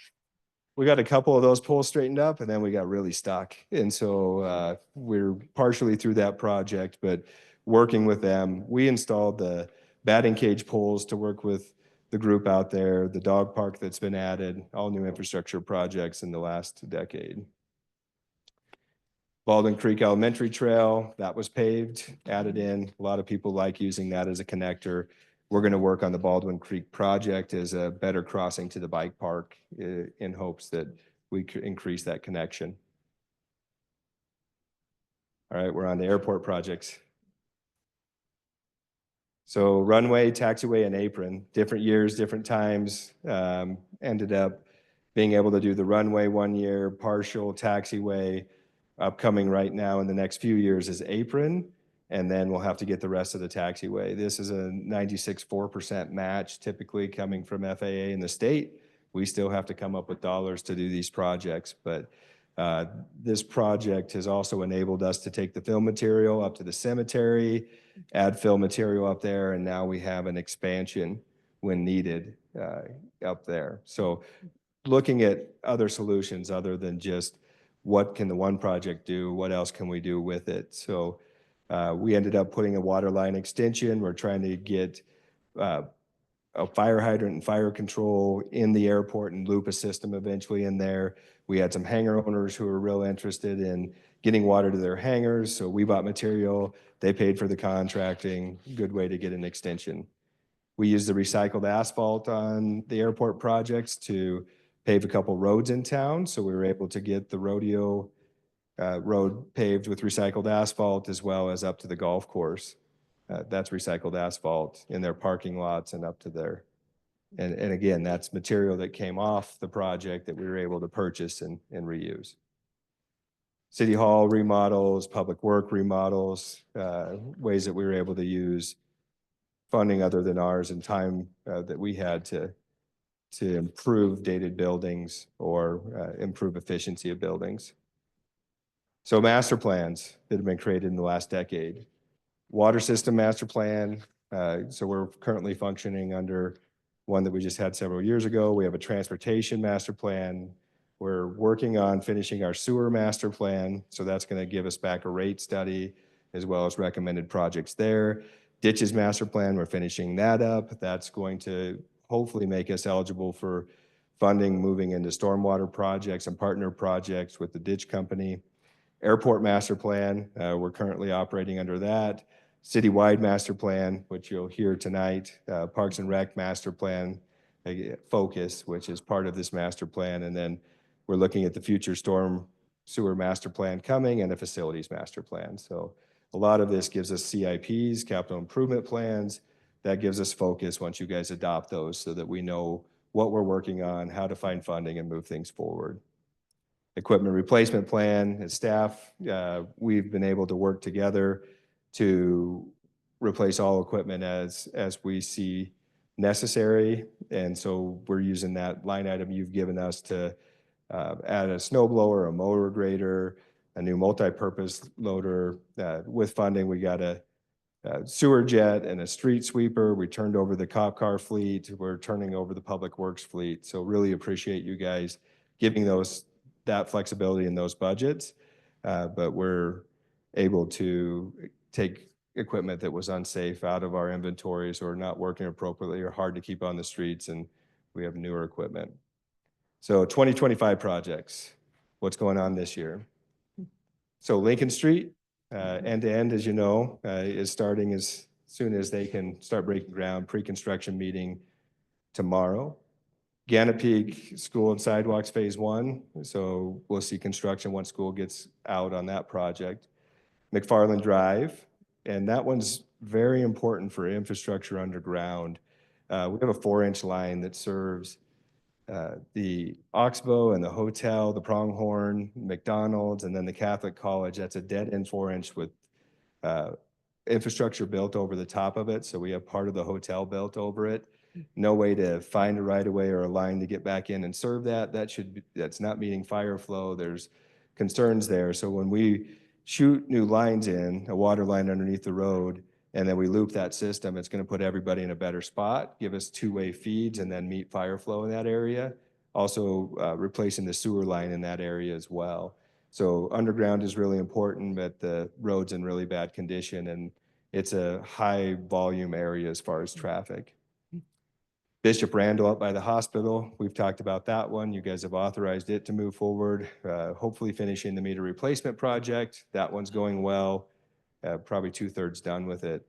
And then we have pedestrian lighting and Baldwin Creek, Gannett Peak School, and 6 and Wood. So you guys authorized us to put in some additional lighting for safety, and we'll get those done. And next year, so 2026, we'll finish 2025. Hopefully they did get wrapped up, but in case they continue into a new season, we might be dealing with the end of Lincoln Street or whatever that looks like. We'll start 5th Street. That's Jefferson to Fremont. So we'll put those out for bid this fall. Baldwin Creek from Maine to city limits, we'll put that out for bid. 9th Street's included, that area around the pool, if we can get that included. And then Buena Vista from Maine to the airport. So those are all projects we're going to try to bid this fall and then start construction on next year, as well as having the apron project hopefully under construction at that point. 2027, so again, give us that window to finish 2026 projects if needed. The Dillon Vista subdivision, so up by Valley View, and there's drainage issues, there's underground pipe issues when we keep seeing what's going on by Baumgars, trying to figure out if we can get better drainage and replace piping up there. Little worried that could be even the 4-inch line going to Baumgars, but trying to get some of that infrastructure that is that ductile iron pipe that is very volatile out of the ground and get back into infrastructure that's renewed up there, as well as surfacing and ADA. So Welch, curb and gutter, South 6, and then Cascade from 2nd to McDougal. So hoping to get all of those in 2027. Go ahead, Dan. Yeah, Councilman Hahn. With Lincoln Street and eventually 5th Street, I guess any street, okay, if we come in and start this project, if they replace us, say, that are you gonna do sidewalk the full length On Lincoln Street? Well, I'm trying to figure out how to ask this question. Um, if somebody doesn't have sidewalk, will they be forced into having sidewalk? And if they have to have sidewalk, is there going to be a cost to the homeowner? So, I mean, I guess to answer that question, if we're going through, like Lincoln Street is going to end up with ADA access on both sides, with sidewalk on both sides. So we are building that, and it's no cost to the property owner. But once we build a sidewalk, the property owner has to maintain it, and then has to take snow off of it. So I can't say, absolutely no cost. They get the benefit of having a sidewalk if they've never had one. But we are building that as part of the infrastructure. What we're also doing is extending the services to the back of that walk. Because we don't want to see people with even though we're putting in a new water main that's ours and a new sewer main that's ours as a city, what we don't want to see is connecting to old service lines that are clay tile or problematic. We're in failure and we're digging back up that new street. So if it fails, it's on the property owner. Yes, Instead of, it's between the house, it'll be between the house and the sidewalk if they have a problem with their service, not into the street. And Sure. so we're just using the money to make sure that those get built correctly, so we're not digging things back up. Okay. Yeah. Thank you. Sure. So I think we hit those. 2028, giving ourselves the window to finish 2027. The Fremont Street Sewer, so that project is getting an area that's still on septic that doesn't have access, the same service as everybody else.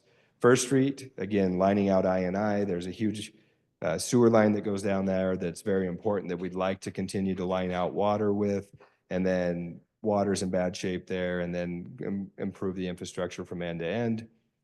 Troubled sewers, this is where we provide maintenance. We put cameras into these sewers, check conditions, and we need to do spot repairs all throughout town. So we have a project that's just going through and addressing specific areas so that people quit backing up or having issues or lining manholes, getting rid of water. So we've been able to isolate a bunch of issues in that project.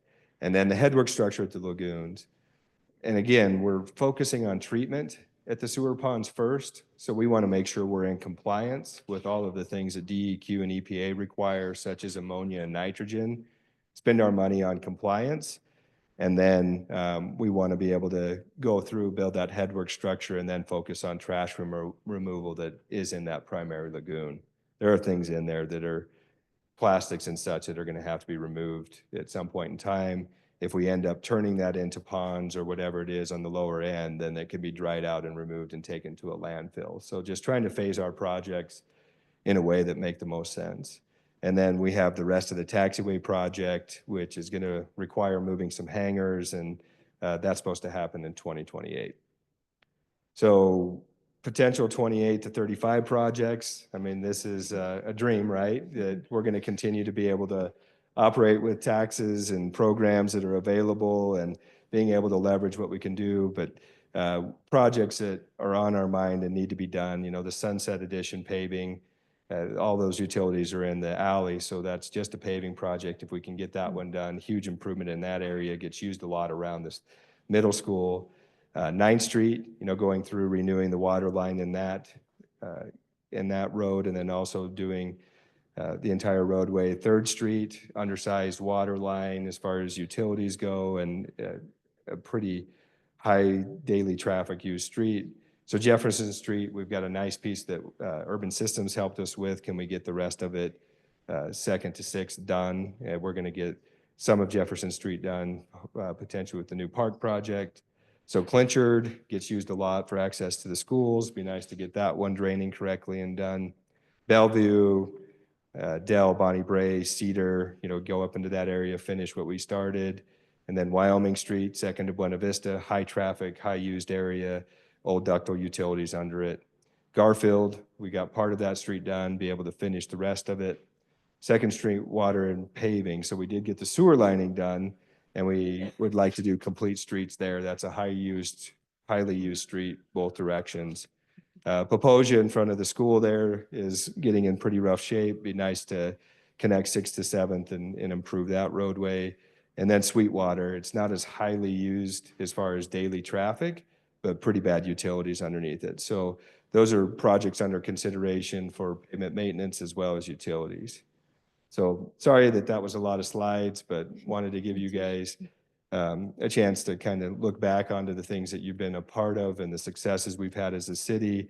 Know that if we're going to move into these projects, they're going to take a lot of funding. As we look into the projects we currently have on the books, we could have a lot more funding that we need to find just to complete what we're working on. Inflation's hurting us right now. As we put things out for bid, we're not in control of those prices. So as we put our bid prices back into our original estimates, you know, we're short on even completing what we have in front of us in 2028. But we'll work on it. We'll go back to the drawing board, figure out where we can leverage funds. Shari gave me these worksheets, which was pretty awesome. And so she has kept up with these projects as far as the depreciation. So in the general fund, we've added in the last decade $30 million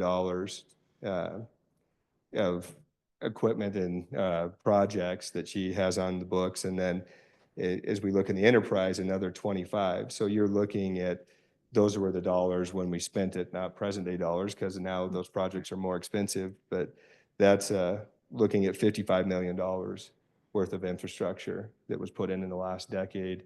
And then also those projects, the expensive projects you've been able to avoid by good planning and working through processes and good decision-making and having a solid staff that helps you do that over there. So happy to answer any questions. Council, I'm going to go to Mayor White first. Lance, thank you for that presentation. It is really impressive to see just how many projects have been achieved from that time. A question for you, if a road is well-built with the appropriate subgrade and compaction and appropriate depth of asphalt, what kind of lifespan do you anticipate it having? Honestly, if you're doing proper maintenance, you can extend that pavement life to 50 years plus. And so that's through wearing courses, you know, mills and overlays you can add to that structure and continue to have things go on. Is that okay? Can you hear me, Missy? I can, yep. And so you can continue to extend that pavement life. You're going to see cracks and other things show up, but you can crack seal. But your projects become not complete subgrade rebuilds. Your projects become surface work. So you put a lot less into those. And there's certain amounts you get out of certain treatments. You know, chip seals can last up to 10 years as we're putting wearing courses on things and seeing that rock, you know, wear down, and then you add another one. So once you build it right from the ground up, it's a lot easier to maintain and a lot cheaper. Okay, thank you. And I appreciate your note about obviously this contingent on not just funding, but a fairly exceptional level of funding. If we didn't get the 40-some million from the state, even the 2025-26 projects would be dead in the water. So it'd be nice. I know you can't really predict what those costs are going to be for so many reasons, but I think it's an important one for us, especially as we explain to our constituents, you know, why not more streets happening faster? A big hurdle for us is simply the dollar amount. Yeah, you could add that 44 million plus the ARPA funding right to the number I gave you, and it puts you over 100. So I mean, that's in the next 3 years, a lot of investment in infrastructure. And what's great, you know, Shari pointed this out, we've been able to do that on leveraging grant programs and not taking on a lot of loans. So we've had very few loans in this process and able to pay for everything as we go by finding money to be able to move this plan forward. So not sure how successful we'll be in the next 10 years, but we've done pretty good so far. Yeah. Strong work. Thank you. Thank you, Mayor White. Other questions or comments from council? Great. Thank you. Yeah, just stunning amount of work. Thank you. And Lance, I'm excited to hear, we'll certainly spread the news wide and far when you have the interactive map ready for our community to be able to click on and understand the history and the future projects too. It'll be an exciting moment. Yeah. I'm also going to give you guys a memo, how we've looked at the upcoming projects and how we're putting them out for bid. Each year that we don't put something out for bid, it inflates in price, but we're still trying to make it manageable. So we'll circle back around on a little more information for you on that 2025 to 2028 piece and let you guys be a part of making those decisions. Okay. Thanks. Look forward to it. Thank you. Next on our evening is a master plan presentation from AIRS, who I'm expecting. Oh, great, you're here.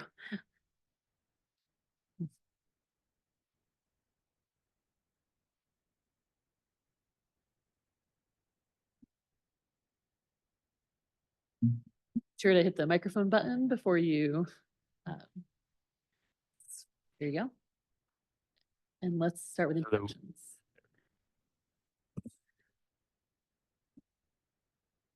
Yeah. Perfect. Yeah, I was already hooked up to share. Well, thank you for joining us tonight. Thank you for having us. So We've got a little we can presentation. Introduce ourselves Yeah. while the presentation's getting loaded. So I'm Angela Snyder with AIRS Associates, and this is, And I'm Nathan Randall with theirs as well. and we were hired by the city last year to produce your master plan. And so this is very exciting for us because we are bringing to you the master plan update. And, oh, there it is. So, Yeah, I'll just jump in before you go on to the agenda. Before we really start talking about the plan, we just wanted to say it has been an absolute pleasure having the opportunity to work with your community, to get to talk with everybody around, stakeholders, residents, anybody interested in getting involved. All the feedback that we have received has helped to shape the plan that you'll be reading and learning more about. And so we're really, really excited to kind of see this representation of the community spirit here. And we'll try and be mindful of your time tonight and do our best to be efficient with the time that we have. And we really do appreciate you taking some time to hear us out tonight. And take the time you need. It's an important topic and we haven't had a long meeting for a while, so don't rush. so we're going to go over the team that worked on this project, the deliverables that we are bringing to you, and then the actual contents of the master plan itself, how we went about that process with our community engagement efforts, go into the plan elements and our priority map, and then talk about our implementation plan your implementation plan that we've been working with your staff on.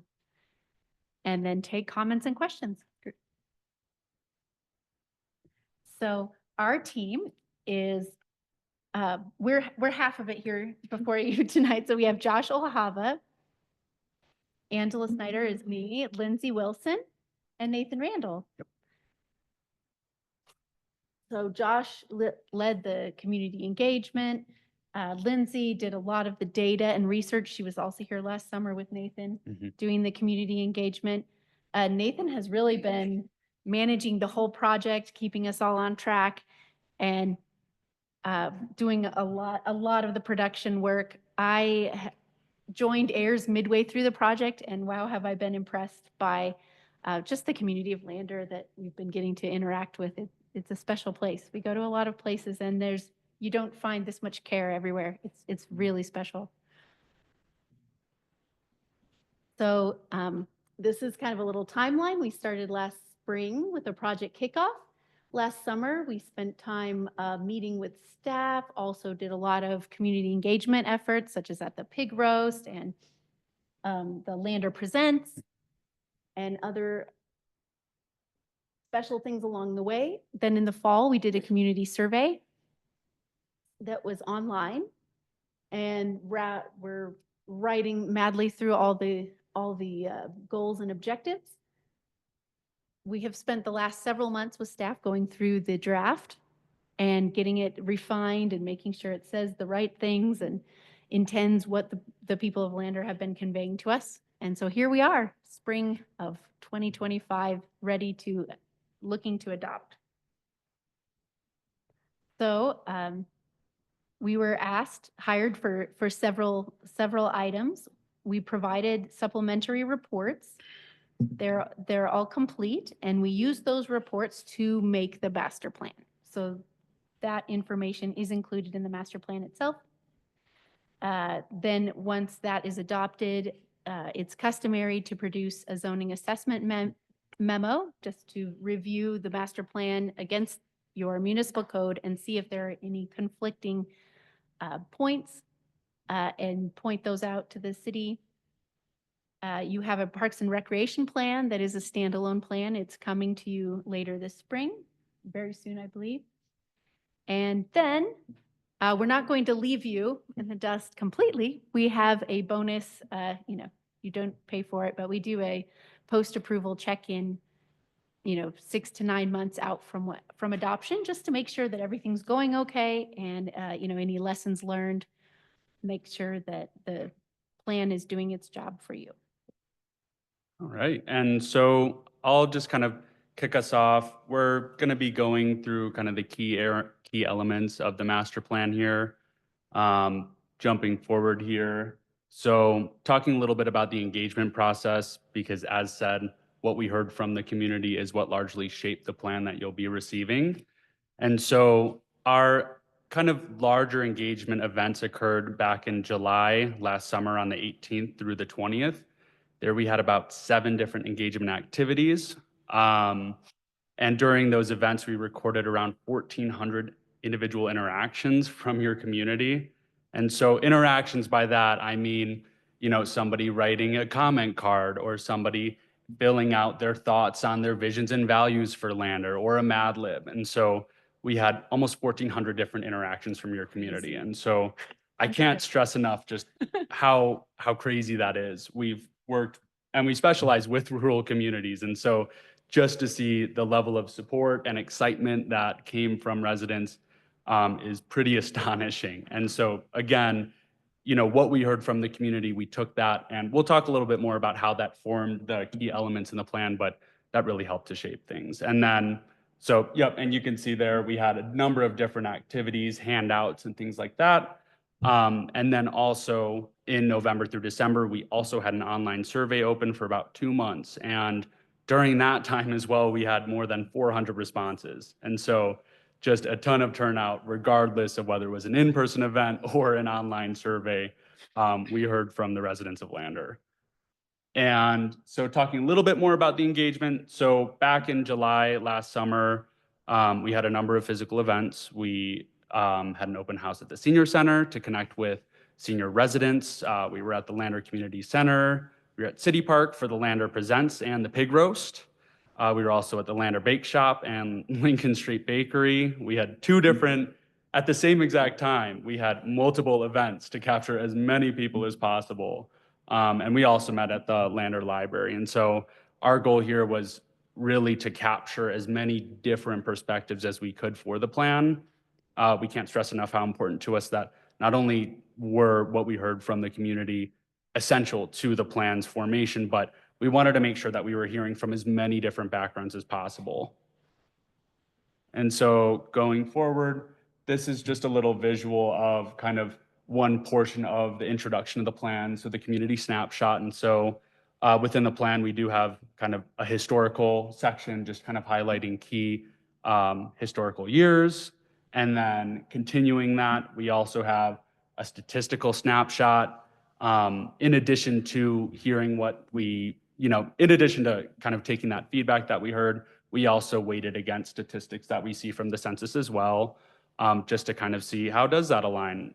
For example, that could relate to housing. Our residents saying that they feel like they're struggling to afford housing in the community, and taking a look and comparing that to housing costs and things like that. And so that also helped to kind of bolster those discussions that we have in the report and those supplemental reports as well.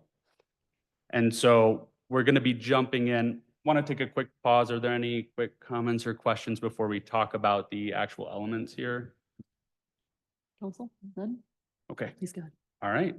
So kind of the meat and bones here, the plan elements. So from the feedback that we heard from the community, these 6 different elements are the core of the plan. Ethan, can I pause you for a minute? I'm sorry, Anne, can you zoom in on that right-hand side? I think those 3 dots up by the Lance Hopkins screen. I doubt our audience can see that. So we'll So, also, Can you? Oh, I'm sorry. Who's? did we have the physical version too? We Okay. can, And so the packets that, we should have some physical packets for you to see. oh no, I can look at my screen, but our audience can't Oh, okay. probably see the screen at all. Ah, So I wonder if we can gotcha. share our.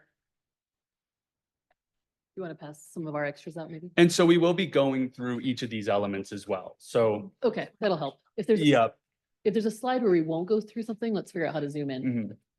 We will be going through each of these elements and those smaller bullets there in more depth. So Okay, great. if that does help. Sorry for that interruption then. Please go ahead. No, that's good. And just, so those 6 key elements here will be going more in depth on community growth, economic development, housing, infrastructure, parks and rec, and transportation. And so I'll hand things over to Angela. So the first plan element is community growth. Mhm.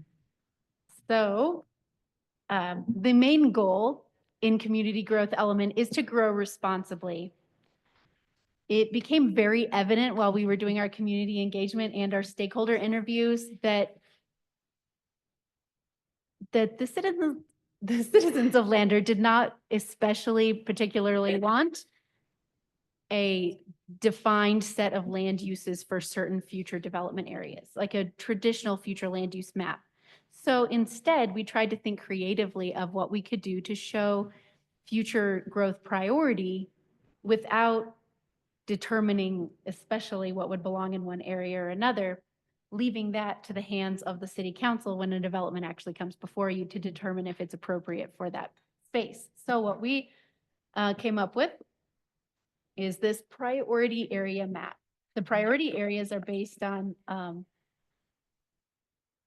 back just a second. The priority areas are based on the availability of infrastructure, proximity to the core of town, environmental constraints, and other factors. So our hope was that by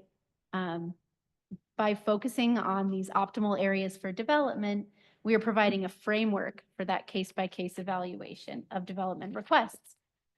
So you can see here on the scale, we have 6, I know it looks like 5, but there are 6, 6 factors. It's proximity to city limits, Mhm. proximity to roads, access to utilities, flood risk, slope, and soil suitability. So we put those all into a GIS model and it produced this map. So then we can go to the next one. So for example, priority area 1 are the areas that meet all of those requirements, meaning that all of the things are acceptable for development, which it's cost effective, it's efficient, it's better to develop within those areas. And so the master plan encourages the city to look at ways in which they can facilitate or encourage development in this area, perhaps over another area that would cause more strain on infrastructure.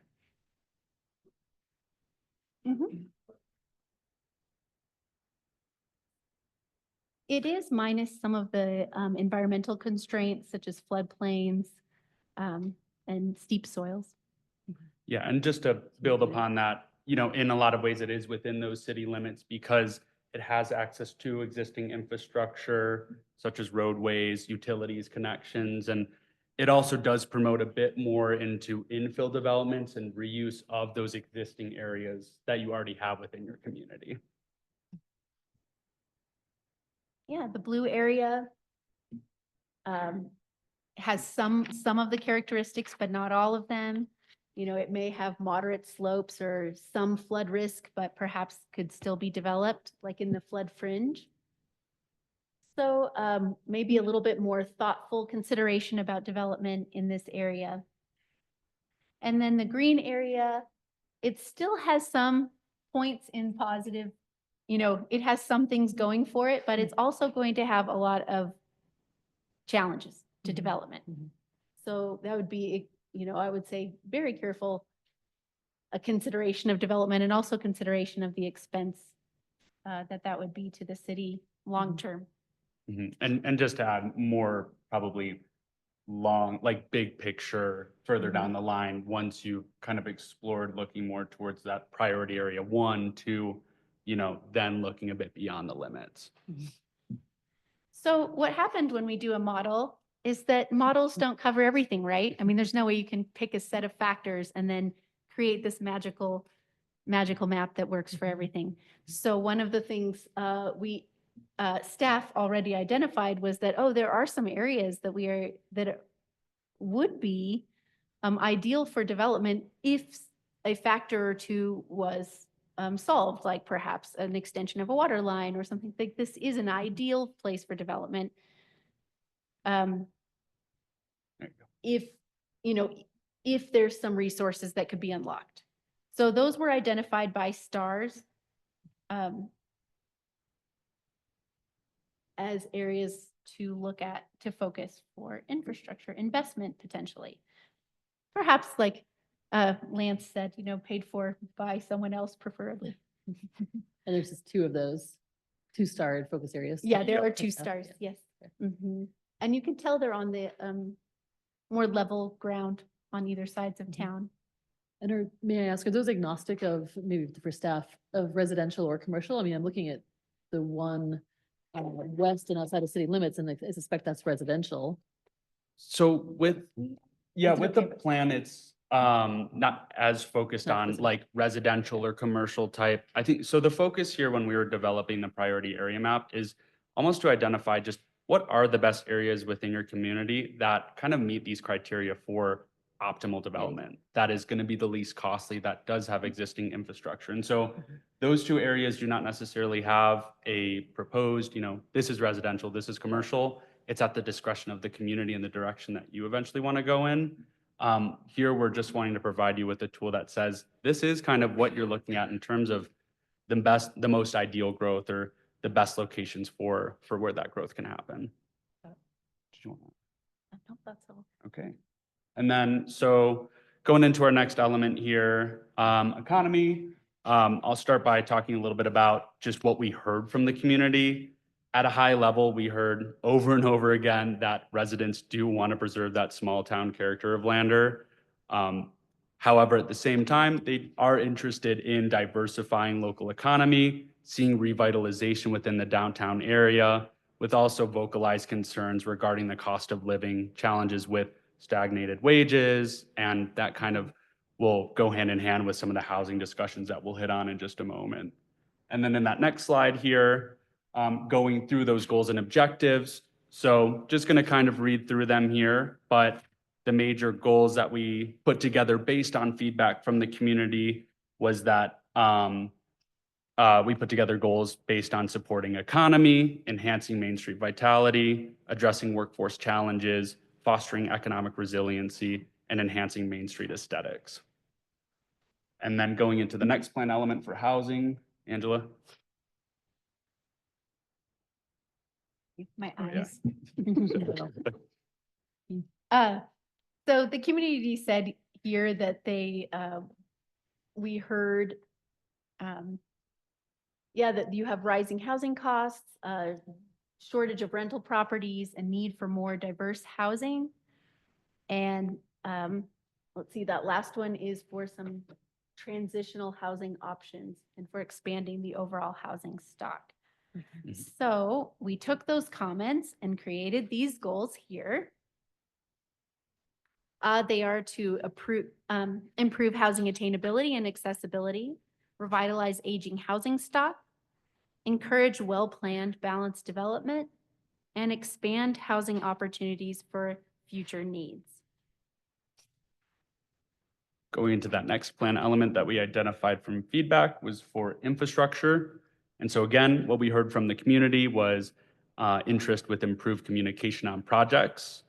We heard a need for more proactive maintenance of connections. We heard concerns regarding outdated utility systems as well as interest in promoting sustainable, resilient infrastructure long-term. If I may just add, that sounds a lot like the last presentation that we heard. And you're already Yeah. well on your way to addressing all of those needs. And the way that translated into the goals that we came up with are enhancing and maintaining core infrastructure, improving safety and accessibility, promoting that long-term resiliency, and promoting sustainable practices. So our Parks and Rec section, I know you have an entire Parks and Rec plan coming, but this is more of a high-level overview of what we heard from the parks. We heard a strong desire to expand access and improve park amenities. There's interest in maintaining free or affordable camping and increasing pool capacity, concerns about balancing growth with natural character, a need for better trail connectivity, maintenance and safety, and an emphasis on accessibility in parks and recreation for all ages and abilities. So the goals that came out of that are to enhance connectivity and accessibility, expand and diversify recreational opportunities, preserve natural and green spaces, and to foster sustainable public spaces. All right, and for the sixth plan element for transportation, what we heard commonly from residents was a desire for expanded transportation options, a need to support for different transportation connections, ADA accessible connections for all residents, and improve visibility for crossings. That's in terms of just pedestrian crossings and bicycle crossings along the main street. And the goals that came from it were to promote safe and active transportation, enhance connections, and strengthen partnerships for the roadways. And at this point, I do want to open things up if there are any questions about the elements that we just talked through here. Council? Questions, comments? No? Great. Mayor White, anything at this time? Not for me, thank you. Okay, Oh, Councilman Larson? Okay, I guess that this is all really nice to go through these slides and talk about this at 30-second sound bites. But how do we find out, what's involved in all this? Is there going to be more discussion, or is this our presentation for the master plan and we vote on it from here, or what's the game plan? As I say, we're not voting tonight. Let's start there. So I think we're in the feedback process from council before we approve the plan eventually. Do we have any dates for that set? Or Rochelle or defer Ann? I'm trying to look Ann at for staff. that. So they're in the process of doing their near final edits. So if there's comments or questions, this is a good time to start to bring those up so that they can wrap that project up. And then from my understanding, it should be ready to vote on at the next council meeting. Or if there is a delay for some reason, the following meeting. Yep. If you desire more time to review or something before a vote. and get Yeah, feedback. and all those goals and objectives are turned into an action plan, which is this slide that they'll be talking about. Yep. So that's the takeaway for staff to work on, like how we do that and what those timelines are. Councilman Larson, does that answer your question No, well enough? no, I think Okay, that please. for me anyway, I just struggle to digest all of this Mhm. and see what the crap's in there. Mhm. It Mhm. just, there's a lot of information there, and I don't know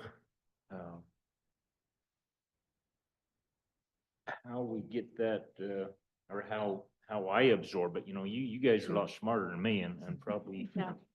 can understand this, but I just I don't know if I need somebody to hold my hand and walk me through word by word and say, okay, this is what we're talking about and this is what we're trying to do. But Mhm. I don't know. If I, Thank you, Councilman Larson. 1 second, I'll come to you because I want to bring Mayor White into any agenda discussion. Councilman Hahn, do you mind if I go to Mayor White first? I think she'll, Mayor White, go ahead. Thank you. John, you bring up a good point, or excuse me, Councilman Larson.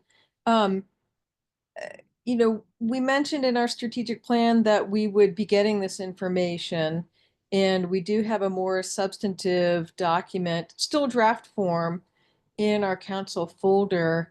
So for myself, I want to take some time to look through what our strategic goals are that we've identified so far as a council. And then, of course, also take a look. This is wonderful community feedback from our constituents, and see what of these seem feasible given staff capacity, funding availability, integration with some of our broader community goals. And one thing I can't remember off the top of my head is at what point, if we have a date set for us as a council to come back, ideally all of us having done something similar in your own form to refine our strategic plan. But I don't think that would happen in a week, but maybe within a couple of weeks, we could schedule something like that. So Mayor White, you're considering that another discussion session, which might provide that time to really digest Councilman Larson before we have the vote to approve?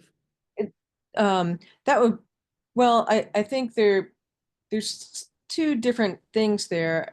Certainly we can look at adopting this plan that the AIRS folks have put together for us with their thorough review. I'm thinking also in terms of how we then incorporate this into the strategic plan.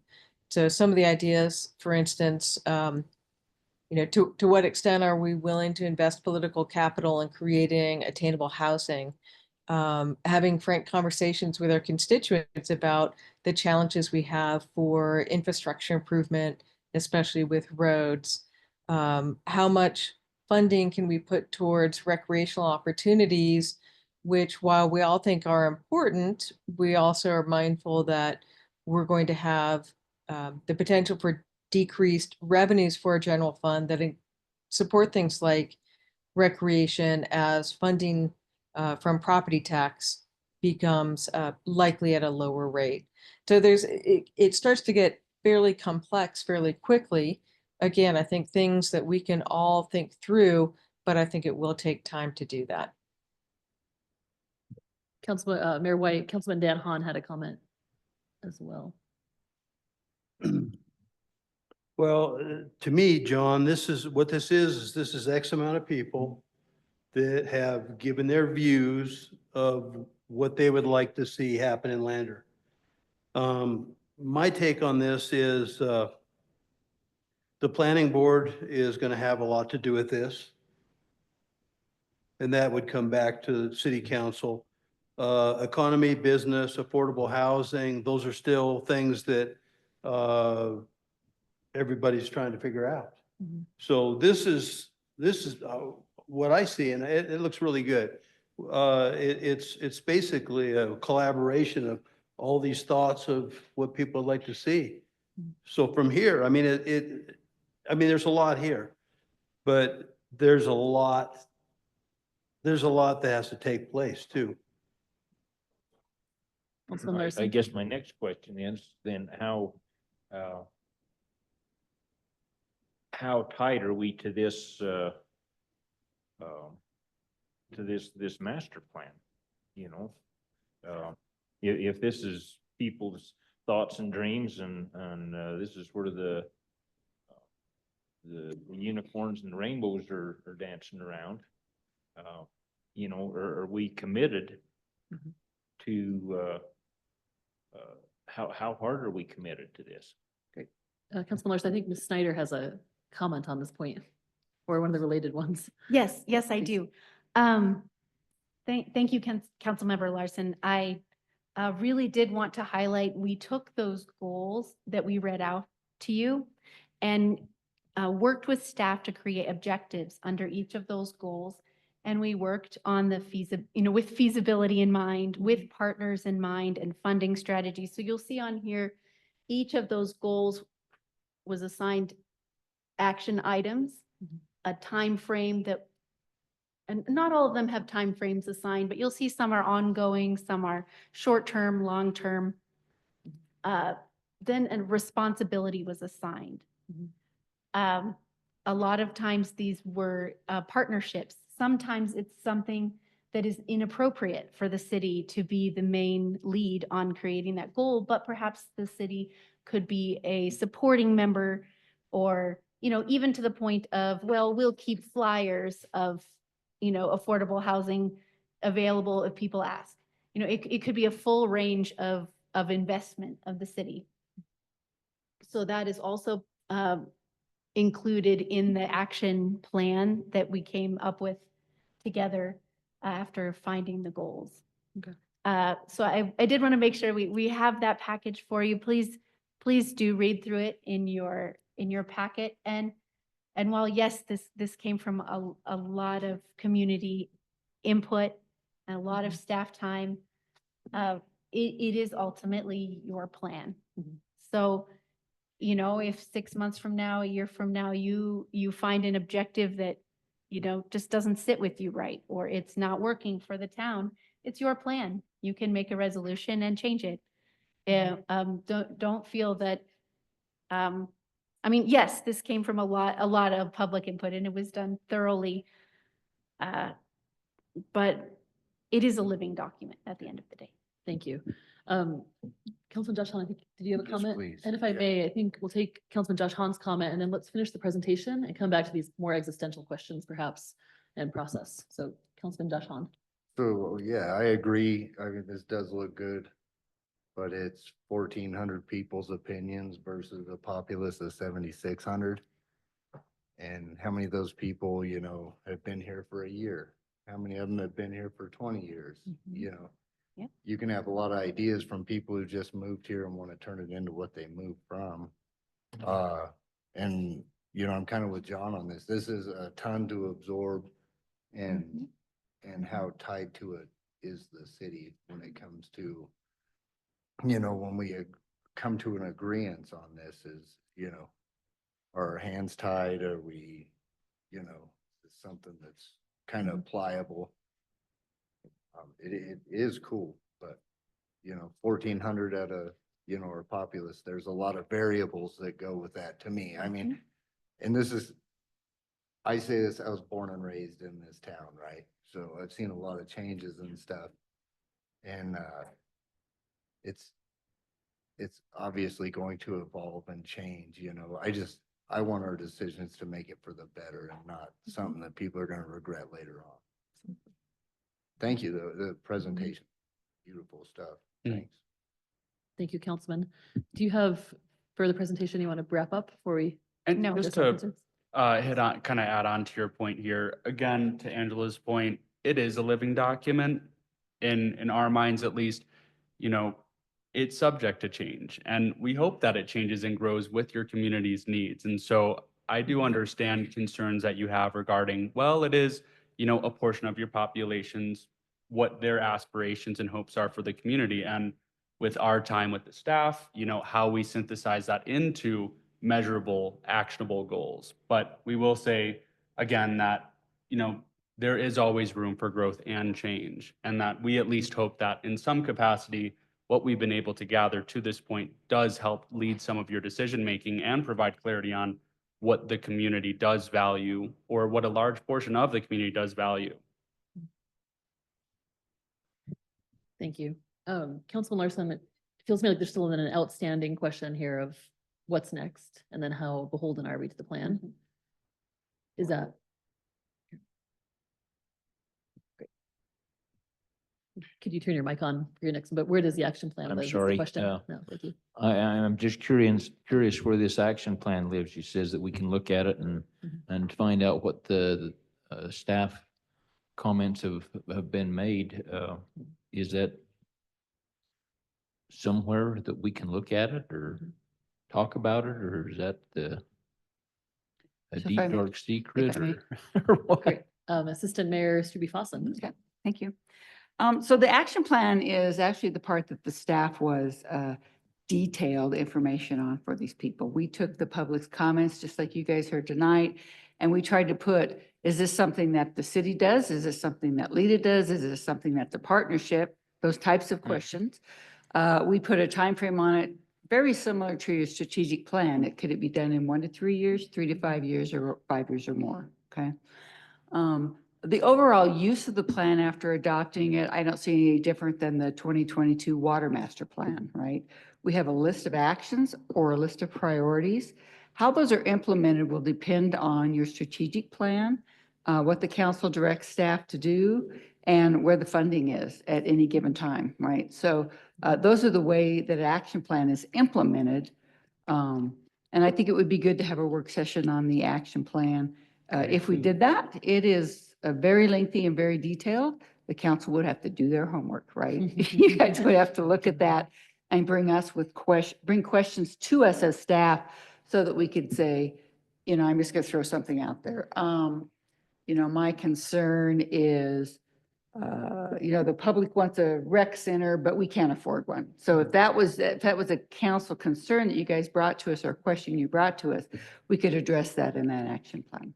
So it would be very detailed if we had an additional work session on that. One other note, this is the 2016 master plan was one of the main impetuses for us getting all the grant funding that Lance just talked about. When I went to get a TAP grant or I went to get a new park grant or something like that, I could turn to that 2016 master plan and say, okay, this was a 10-year plan. And at that time, the city said, expand your park system, expand your trail system. So those are the main, one of the main supporters for all the grants that we've gotten is the action plan off of a master plan. Mayor, Mayor White, I think the suggestion there was an additional work session on the action plan prior to voting to adopt the master plan, if I'm hearing correctly. And so I'll flag that for your agenda discretion.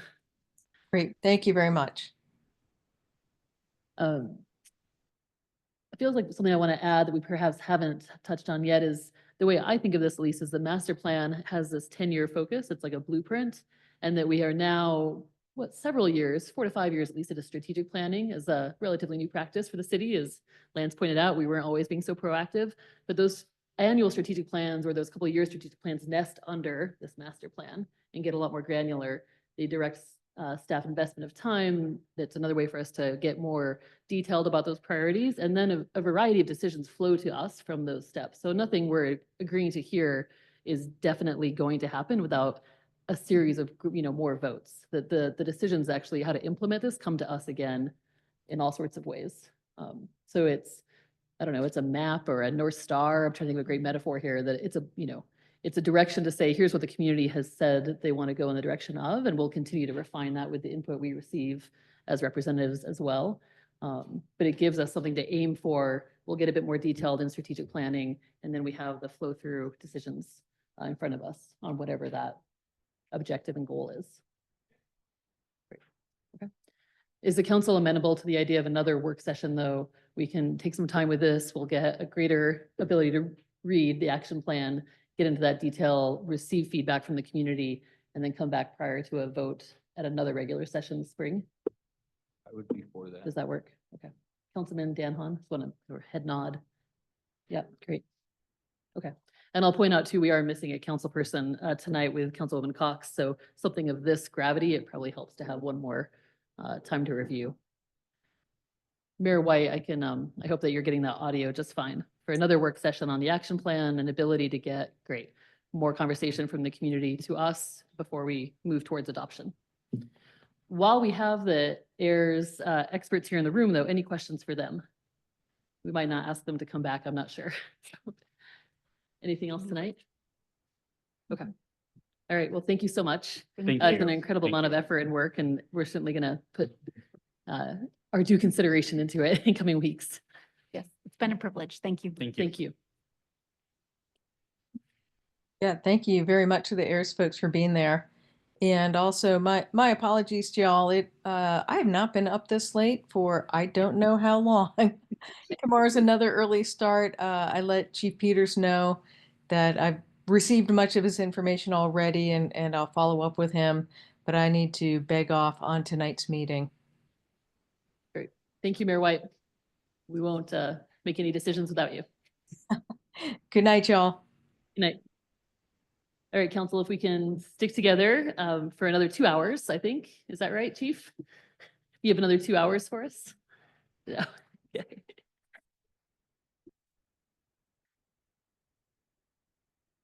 Chief Peters is here to give us his yearly police department update, and we do have a pretty hefty statistical document here for council to consider. I'm not gonna stand up. Your mic is not on, and I'm glad. Need them all on? Turn that one off. All right. Thanks, Chief. Okay. I'd promise you I'll go fast, but anybody who knows me, that doesn't happen half the time, but it's Regine's fault. I told her she could have put the timer up, but she totally failed. So you're at the mercy. There's a couple things in play. I mean, as you know, I'm retiring, so I wanted to have a little liberty. I just didn't realize the meeting was gonna go to 9 o'clock. So when you guys are done with me, you just do this and I drop the mic and I'm gone. Fall over asleep. You know, and you won't have to deal with me again. I mean, literally, I'll just drop the This mic is and it. walk out. Another chance. First of all, before I get into the stats, I wanted to thank you. I wanted to thank the council and truly for the 4 years that I've been here. You guys don't get enough credit. You get beat up by the public, just like the rest of us. You know, as police, like I said in the last meeting, it's a thankless job. I can tell you, I sat in your chairs, not in Lander, but I sat them in Shoshone, and I could tell you what, you get beat to tar and you don't get any credit for it. But what I wanted to say is thank you for the 4 years that I've been here. This council, you know, which Josh, you're new. Besides that, it's still the same council, surprisingly, which is unheard of. That just speaks to Lander and, you know, the aspect of, you know, how good this community is. Shoshone will cringe. You know, I lived in Shoshone for 18 years. I was the mayor for 8 years, but I tell you what, Lander's the best community I've ever lived in besides Chicago. So, and I sincerely mean that. And if you know me in 4 years, you know I don't kiss butt. You know, I'll tell you how it normally is. So I wanted to thank you for the support. I mean, when it comes to the council, I mean, you've never stood in the way of any of the initiatives or philosophies that I put in place when I was hired 4 years ago by Monty, and I thank you for that. On top of that, besides everything else we've been able to do in the police department, you've also been very supportive in making sure our officers are not working 3 jobs. And if you remember 4 years ago when I came and when I first showed up here, we had officers that it was a disgrace. It was an absolute disgrace what they were being paid. And it wasn't any of your guys' fault. It was just the aspect of the culture, the aspect of the understanding of what goes on and what the cost of living is. And this council stepped up to the degree of, I believe, almost a 34% raise. Some of our younger officers got even more because they were so underpaid. So thank you for that. And I'll be done kissing your butt there. So 4 years ago, Monty hired me. The aspect of what he hired me for was the philosophy and also streamlining the operations. You know, in the last 4 years, infrastructure improvements, I've lost track of how much it is. I mean, I used to know it to the penny until I put my retirement notice in, and now I'm kind of blank. But we put in well over $1 million to $1.5 million. I believe it's closer to $1.5 million in infrastructure. What I mean by infrastructure with police departments is I inherited a very ancient police department. Our cars were 2004 Crown Vics. I'm actually surprised a few of them didn't blow up, which mine actually did, if you guys never heard that story. But we replaced cars, we replaced vests. Almost every single thing in our police department is modern. Our software is modern, our guns are modern. We're equipping our officers with the tools, you know, to feel safe in their job. To where in turn, I don't come in and my vest is 5 years old and I have to worry about that. So you know what, and that was the council on your side. Tried to hurry up if you haven't noticed, but one thing I want to say is thank you to department heads for all you folks here. I can tell you what, this is an absolutely great staff. I know from the public's view, a lot of the times, I've been lucky as a police chief. I don't get attacked very often, but I've watched the other department heads have, is this is the best group I've worked with. When I sit up here and I talk about what I've done, or what the police department's done, it's not done by ourselves. I mean, Lance has been, right in the middle of everything. Shari's been in the middle of everything. Regine is ordering everything half the time. But you know what? It's a good crew, and it's a very professional crew, and it's one of the best I've worked with. I've worked in a lot of municipalities through the years, and I tell you what, it doesn't rank up with the department heads we have here in Lander. So, so a little about the police department, and then I'll get into the data. But in the last 4 years, besides the data and what we've done in Lander, you got to understand, we don't advertise. This is not a pride thing, but if you don't know, not only is our department a fine oiled machine right now, in leadership, they call it, I always call it getting into the hamster wheel, and Captain Wall always tells me that's not leadership, dude. It's called getting into the flywheel. But ultimately, your whole goal is to create a department and build them up. Get the succession plans in place like we have. Get them the training they need, to where in turn you train the people underneath you to step up and take your place. And this department is there. I mean, when you think of the quality of what we're providing, and you'll see in the data, is we're a professional agency, a very professional agency when it comes to our philosophies, how we operate, how we treat people. And in turn, I don't feel bad walking away, because you know what? That's the ultimate goal. The ultimate goal is when you walk away, the only thing that you're going to miss is maybe me walking into the building.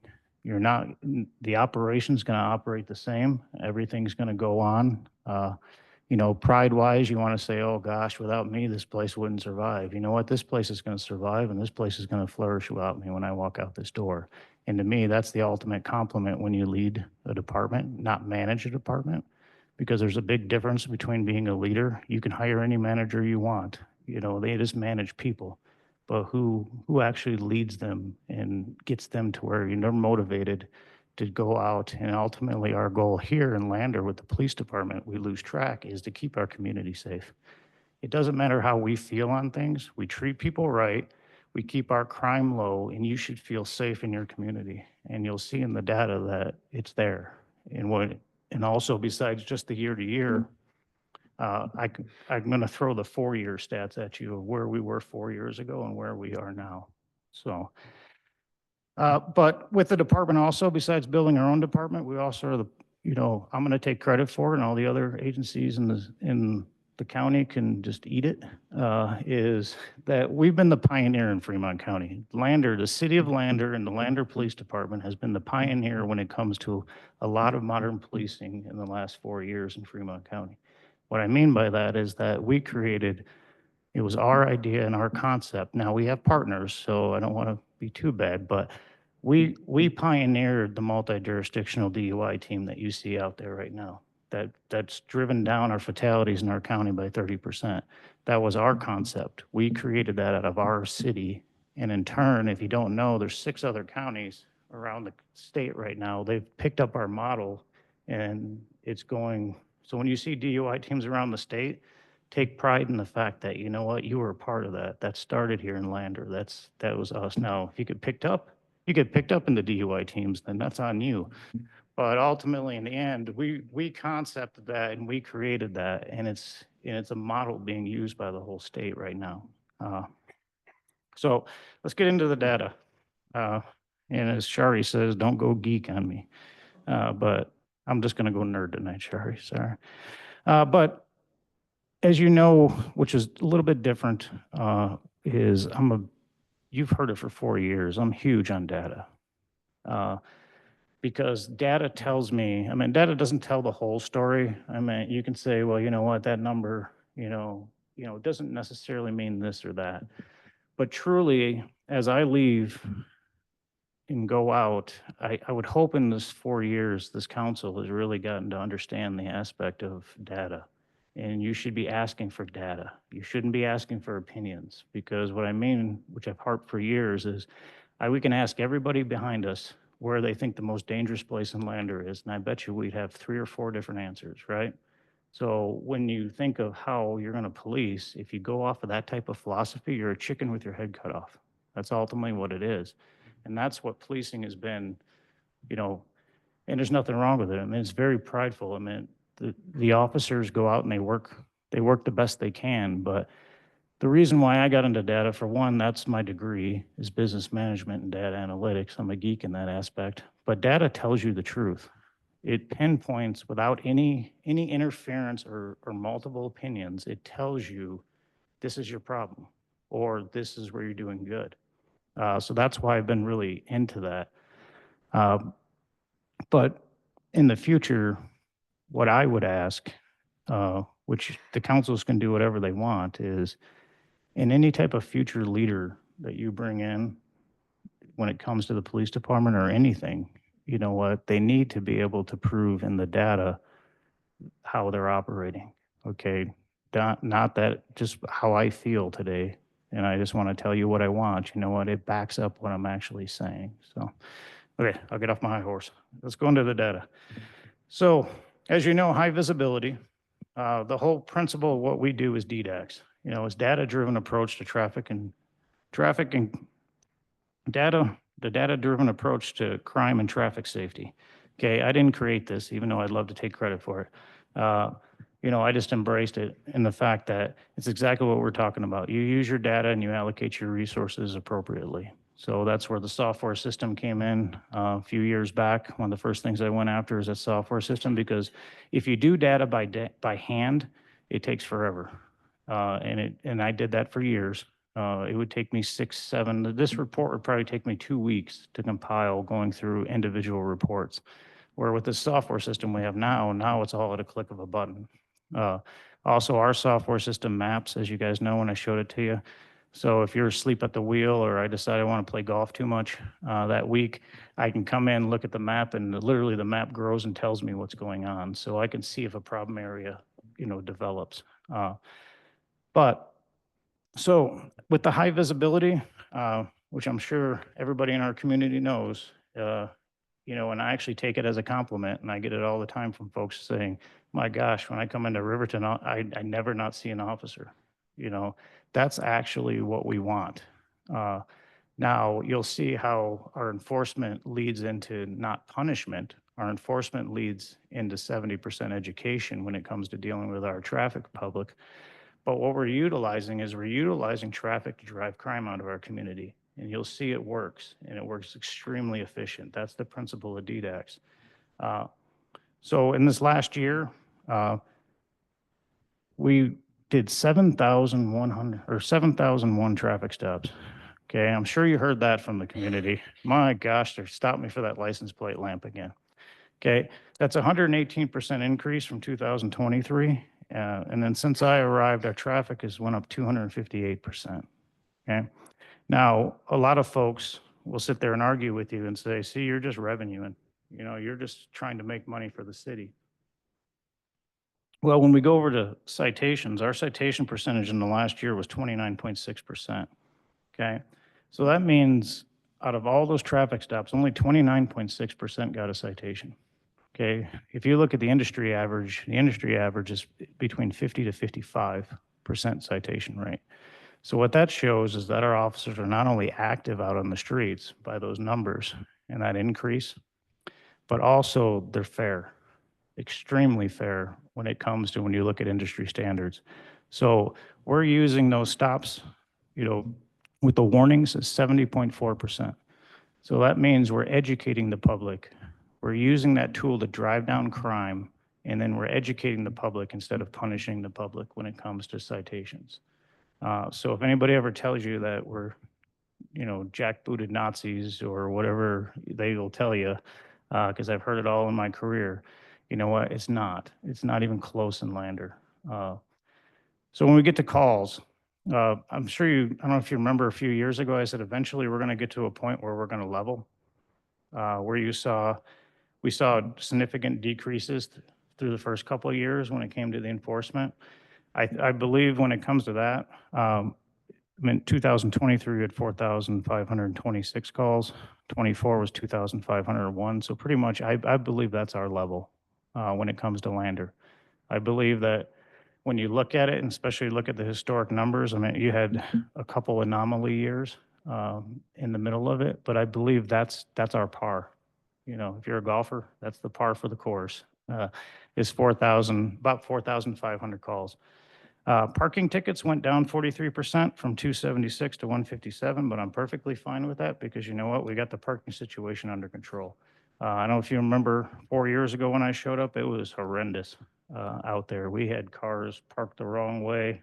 I mean, you name it, we had it going on. So in turn, if you see in 22, that first year after I got here, you see how our parking tickets just massively spiked. It's because we had to get that under control. So when you saw that and then you see it steadily going down, that means that, you know, if you drive around the streets of Lander and take out the trailers and all the other stuff that people sneak in, when you look at actual true parking issues, it's dramatically not really an issue in the big scheme of things. DUIs are down 7%. I take that as a compliment. That means we're doing our job. You know, when I talk about also the Pioneer, how we brought the multi-jurisdictional team in, we got that going. Safe Rides has come out of that. That's spawned out of that team, where Gary Michaud, when he ran WRTA, realized with what we were doing, we need to have an option for people to get home. So that's where Safe Rides came from. If I lose you with my inner squirrel, please tell me. Warrants are up. From 140 and 23 to 163 this year. That's just a microcosm of you're going to see how massively we've escalated our activity in the community. So anytime you escalate activity in the community, you're going to run into people. You're going to run into folks that are wanted. You're going to run into folks. You're going to see our arrests are up. That's actually not a bad thing. That's called getting control of what's going on out in the streets. Animal calls held steady. It's amazing how the numbers can come out almost the same every year when you look at certain categories.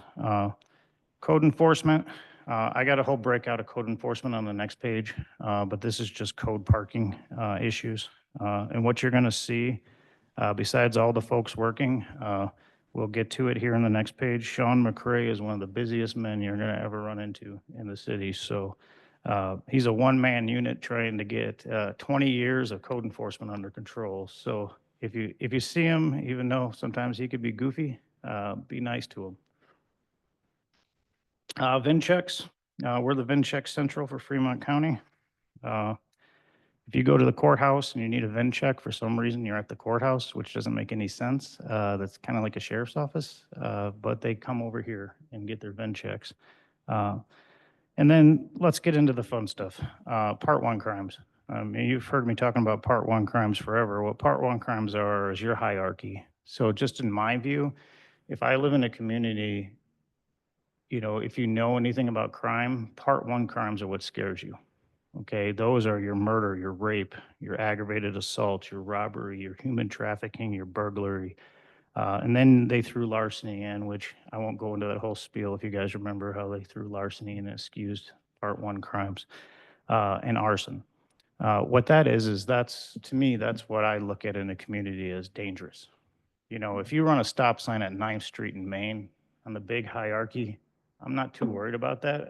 I guess if they sideswipe you, you know, then there's an issue. But really, when you think of crime in a community, you should be thinking of Part 1 when it comes to your safety.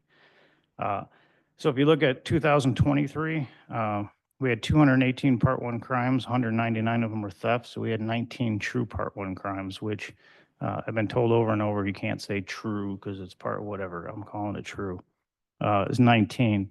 In 2024, if you look at how dramatically we've dropped that. Okay, we went from 218 to 177 with 17 Part 1 crimes. So the Part 1 crimes went down 18%, and since 2021, Part 1 crimes have went down 32%. But there's a breakout of that too. The one thing, theft is down 22%. When you look at it, theft is our number one crime in Fremont, or not Fremont County, but in Lander, by far. But shoplifting has went down 29.3%. Now, that's dramatic when it comes to our store owners and our businesses. That was actually a fluke. I mean, there's probably a natural part of data where people just quit stealing, I guess, but it's hard to believe in my line of profession. But remember last year when I talked about the one thing I was absolutely embarrassed about with my history of traffic was our crashes. Well, I don't know if you remember when, the first 4 months of the year, we hit Main Street extremely hard because we found out that I believe it was like 68% of our crashes occurred between 7th and Main and the junction on Main Street. So we pounded that area. Well, never once thought about it in my whole career, which I think we found a key to dealing with our shoplifting issues now by coincidence, is I don't think it's a coincidence that shoplifting went down 29.3% because all our businesses that were getting hit were Main Street. Well, guess where all our officers were? Main Street. So in turn, when you think of high visibility, that's the epitome of what we're talking about right there. We were able to tap into shoplifting, which how do you do that as a police officer? I mean, without being in your store and interrupting business. It was inadvertently we found out we can help when it comes to dealing with Mr. D's, with Safeway, if stuff gets out of control. You know how we do it? We don't go in the store. We just sit out and stop everybody from making a wide turn, and then they get all mad about it. But in turn, crime goes down right there. So, and then Part 1 crimes are down 51% over the last 4 years. So Lander is an extremely safe community right now. So don't ever believe if somebody tells you that this community is not a safe community. I mean, this is the epitome of, I will argue, and not just because I'm the police chief, at least for a few days, I will argue that there is not a community safer in Wyoming than Lander right now. So domestics, domestics are actual, when you look at that, that's actually people, that's family fights. So it's a domestic situation where somebody was arrested. That's what domestics are. I'll say it again, this is an underreported crime in Lander. There is no way we only have 28 domestic violence cases in our city. That means there's a cultural thing going on where it's not getting reported, which is a shame in this day and age. But I'm sure the newspaper will quote me on that one, but that's just my personal opinion, is that, it's out there. It's just not getting reported. I don't know what the reason is or how we tap into that. Family fights are calls where we went with a domestic situation, but that means there's no arrest out of it. So there was 62 with no arrest, only 28 with arrest. And then our crashes, and this is where I'm going to take pride since I had to fall on the sword last year. Our crashes went from 249 to 177 last year, so that's a 28.9% increase. And it's actually the lowest amount of crashes that I can see ever recorded in Lander in a year. And that wasn't by coincidence. That was by how we allocated our resources. So, and we got shoplifting at the same time. Custodial arrests went up. What custodial arrests are is actually tangibly arrested. That means that you got handcuffs on you and you got to go visit that great Fremont County hotel over there off of First Street. It went from 438 to 512. And when we get down a couple numbers, you'll understand why. Chris Hume is no longer on the council, but Chris would be extremely happy with this because when I first started, I love Chris to death, but he thought we were arresting every single public intoxication person we can, which he came around and he understood eventually. But public intoxication is down 13%, and in the last 4 years, it's down 25%. So some of the credit in that one I'm going to take is one of the things that we did when I talk about being a pioneer with the police department is if you look, remember when we put the bus stop in as a city right by the jail, and my department pays for the bus tickets.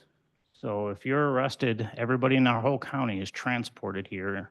And then before, they were left on their own devices. So they were released. Well, if you lived in Fort Washakie or you lived in Riverton and you had no money, because most of our folks that get arrested are of transitive nature and they don't have money. And so in turn, WRTA stepped up with the city. We partnered and we put that bus stop in that's over there on First Street by the courthouse. So pretty much, and when you're arrested, when they release you, they offer you a bus ticket. And they'll hand it right to you. You walk right out. They've timed the releases of the prisoners to the time, like, I think it's 15 minutes before the bus comes, twice a day. So in turn, the sheriff's office helped us with that. So I don't think that's a coincidence. I think that's folks are getting home. Where before what was happening is that you were left here, you had no money, you're probably an alcoholic because that goes with the scheme or some type of addiction. So what ends up happening, you walk out and you end up breaking into a car to steal money, or you go to Loaf and Jug and steal a bottle, you know. So in turn, it's just the microcosm of crime, where in turn now folks are getting home, which Riverton thinks we're transporting them all back, but they belong there, they live there. So arrests, right below it, arrests are all arrests. So that means if you get a citation for a criminal offense, it's considered an arrest. It's just on top where the custodial means is you actually went to jail. There was 641, so that's what 129 other folks got a citation for a criminal offense, but they weren't taken to the jail for whatever reason. And that's up from 529. And then the next one I'm extremely proud of, and you guys have heard me through the years, and it comes into training. So if we go down to the bottom, the year I showed up, which I showed up halfway through the year, we had 708 hours of training for our staff. You know, and if you see through the years, we went from 708, the next year we were at 1521, 23 we were at 1524. This year we're down to 1221. But that's not for a fact of we're not getting them training. It's for the fact that they're trained. And now we're not looking for basic stuff. Where we've been lucky since I've been here is I've not hired one new green officer at our department. I mean, I believe I've lost 4 officers. 2 of them left for career advancement because we didn't have the ability. 1 retired and then 1 just left. But what we've been able to is we're not trading our seniority. We're not trading 10 years of experience for nothing. So what comes with that ballpark is we're able to get them advanced training, and that's where you're seeing the results on the street. If you're in the community, I get more compliments about how professional our officers are. That's not a coincidence. For one, they're good people, and they're always good people no matter what. I mean, but they're able to get specialized training. They're able to get what they need to where we're taking them and advancing them massively in their experience in their years. And that benefits our community when it comes to how we police, how we deal with folks, you know, how we de-escalate situations. And that's where I take pride in that use of force. Because if you look down right below under total activity, so total activity is everything. Everything is documented. So you got calls and you got self-initiated activity. Well, self-initiated activity is traffic stops, anything that's documented that they do on their own. Last year, we had 18,450 contacts with the public. If you look up at that use of force, we only had to use force 17 times. 17 times out of 18,000. That's unheard of. I mean, that's a weekend in Riverton. Don't quote me on that. So what that's saying is that not only are our officers out there working their tails off, they're highly trained in what they do, but they're being fair when it comes to citations to warnings. So we're educating the public more and we're not beating them up. You know, so I can tell you out of those 17 use of forces, there's probably 200 that we could have used force and justifiably used it. But that means our guys are comfortable in themselves, comfortable in their training, skilled up to a level that they don't have to revert to that aspect unless it's absolutely needed. So, you know, to put it into numbers, I can't even get a percentage anymore. I mean, when you plug that in, before it was like 0.001 of 1%. I mean, now it says error, which is great. But if you break that down, it's 1 per 1,085 contacts that we have with the public that force is used. So remember that one. But self-initiated activity, sorry, that's the calls and the total activity, sorry. Calls and self-initiated activity. 2023, we were at 13,461. This last year, like I said, 18,450. That's an increase of 37%. So the department is active. They're not sitting around. They're not eating donuts. They're not doing everything that we always get accused of. These guys are working, and they're working their tails off. So in comparison to when I showed up in 2021, our self-initiated or our total activity is up 100%. So 100%. So our efficiency, we have doubled our proficiency when it comes to a department in the last 4 years. And then self-initiated activity, that's what I was talking about, traffic stops or a documented contact that they do on their own. 2024, that was 13,949. 23 was 8,935. So that's an increase of 56%. So just in this last year, it's been a dramatic increase. And in the last 4 years, when I showed up, we had 4,805 or 807 self-initiated activity, 13,949 the last year. It's up 190%. So long story short, what I'm getting at, and I'm beating a dead horse here, is that they're very active. This department is not sitting on their laurels getting a free paycheck. And then training hours, just to put it in comparison with training hours, an officer only needs 40 hours every 2 years. Our officers are averaging between, this year is 60. Normally they've been averaging 80 in a year. So we're doubling the required training that's required by the state of Wyoming. So code enforcement, we'll go through this real quick.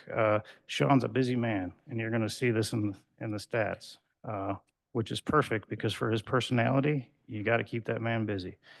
So with code enforcement activity, calls, you'll see we're pretty level. We're pretty level on our code enforcement calls over the years. 453 last year, 453 in 23, 443 in 24. Notice of violations, that's what he hangs. So, any type of hanger he hangs on your stuff. The way we deal with code enforcement is we believe in the education side more than the punishment side. And ultimately, we just want the problem rectified. If you're parking your trailer in front of your house, I don't need to give you a ticket to move your trailer. Please, we hang a notice and move your trailer. You'll see that increased from 508 to 578. And then here's the breakout on the next page. Next page, when it comes to trailer parking violations, we had 226 and 23, 262 this year. Vehicle parking notices, 194 or 198 this year, so we're up just a tad from 194 the year before. And then grass and lawn and snow violations, that's the most fun to deal with, telling people to mow their lawn. But in 23, we had 88. This year, we had 118. That increase was directly related to Mayor Richardson. The mayor, how he was on 4th of July, you got to mow that grass. So in turn, God bless him. I'm not saying nothing bad, but literally that was, let's get to work. And really, you can almost pinpoint that to the 4th of July, almost to a T. But down below, this tells you what great community we live in. I've never lived in a community where people are compliant at the rate that they are in Lander. So that tells us right there when it comes to how our police department is operating under the education principle more than the punishment principle. We're operating directly what we should be in the city of Lander. Because out of all the notices issued, so if you go in this last year, Sean, between not just Sean, but the whole department, 578 notices for those violations. We had a 98% compliance rate. 98%. That means 98% of, I don't even know what the number is. I mean, if you compute that out, maybe 12 people out of all that refused to actually fix the problem. And that's what we want. We just want, when it comes to codes, we just want the stuff fixed ultimately in the end. So then detective vision. The detective division, our cases spiked this year. It's just felony cases. when it comes to the Detective Division. Detective Division doesn't deal in misdemeanors unless it's important to the community. But we had 96 felony cases this year, and we ran a 89.5% clearance rate. So the cases that are coming in are getting cleared. So that means they're getting closed. That doesn't mean that the people are charged. It just means that it's being solved when it comes to the end product. So, okay. That's the fastest I've ever went. But I got some more. So yeah, do you have any questions on the data first? Council questions on the data so far? Yeah, Councilman Han.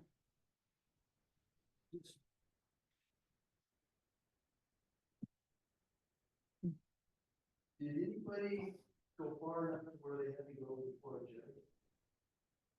I believe we've had, in the last year, the only ones, I think we had like 3 or 4 animal at large that contested it. I don't know how you can test when I catch your dog in the public and I bring them back to you and you get a ticket, but what gives? And then I think we had 2 or 3 dog bites, which was a lot less than 2 years ago. I don't know if you remember 2 or 3 years ago when we had a rash of dogs attacking people. That's got under control. So I don't know exactly. My guess would probably be maybe 5 or 6. So. Other questions? Do you mind using your mic, Councilman Larson? I say this is just really cool stuff. This really intrigues me, how this all interacts. Right. Well, let me finish. This is my last time talking in front of you guys. That's why I said I want to take a few liberties, since this is the last time I'm going to be in front of you talking about this. But there's a few things I just want to say. First of all, I asked the council to stay the course, and I kind of talked about that before, and the fact that I'm not saying I'm perfect. You know what? I got flaws, but I do believe when you look at the numbers and you look at what we've done in the last 4 years together, you can tell that this system works. Okay. Now, it doesn't have to be me. You're going to have a different personality coming in, but stay the course. Stay the course in how this department's being run, which I have no say. I mean, come up and get a golf lesson. I'll wish you the best. But ultimately, in the end, I'm not saying anything bad about the past, but the thing is, Mayor Richardson brought me in to get us where we need to be right now. I mean, there was an issue that needed to be solved, and in turn, I believe that we have got that accomplished, and we've been able to do it the right way. So I just asked you on that one, I talked about, hire a leader, not a manager. I'm telling you what, when it comes to police departments, you have to be very careful.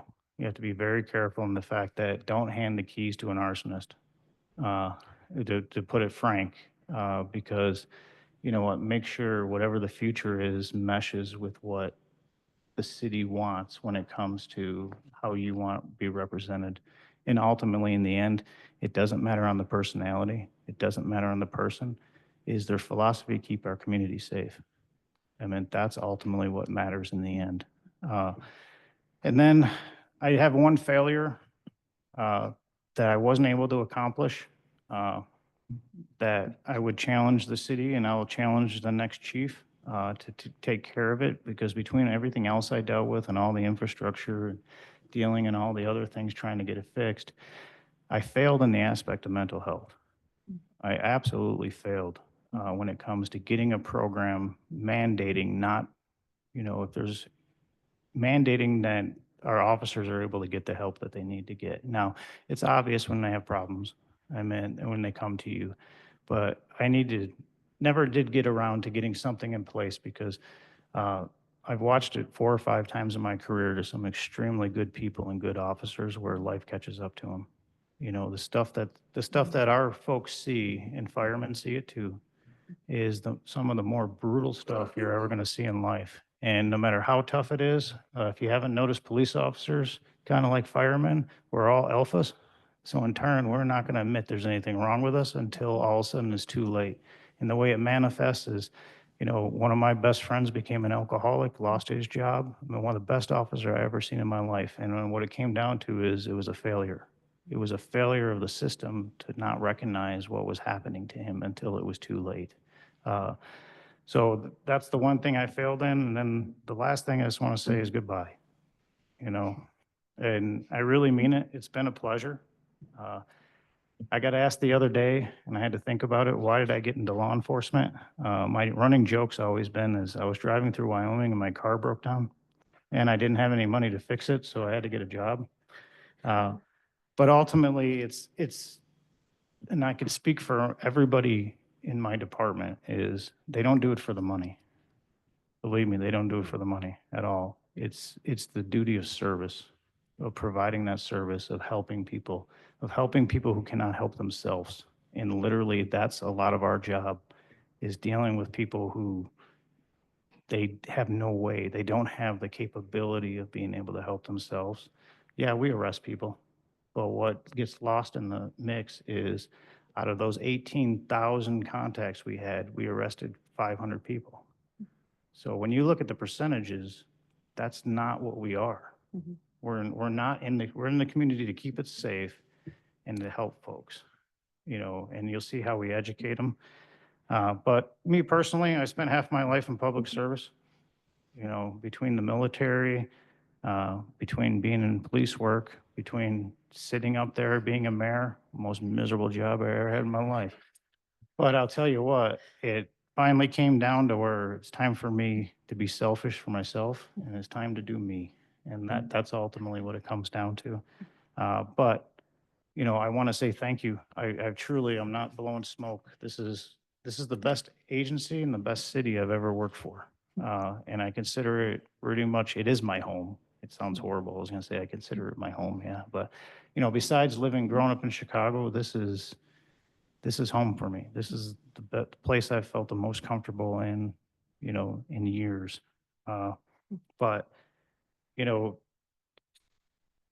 to get cliche-ish a little bit here is, I'm sure you guys have all seen it. Everybody gives Ronald Reagan credit for it. But actually, if you don't know, it was Jesus' Sermon on the Mount.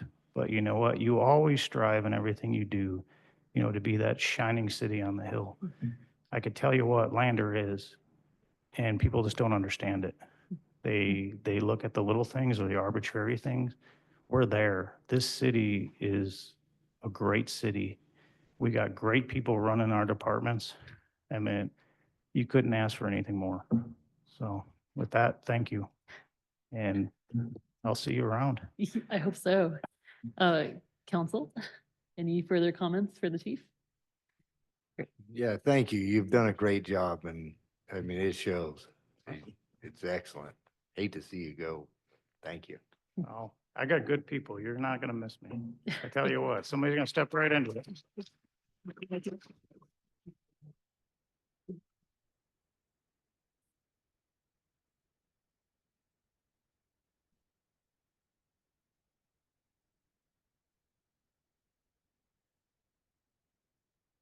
Yeah, thank you, chief.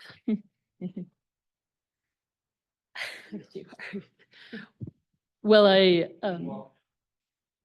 a minute, hang on.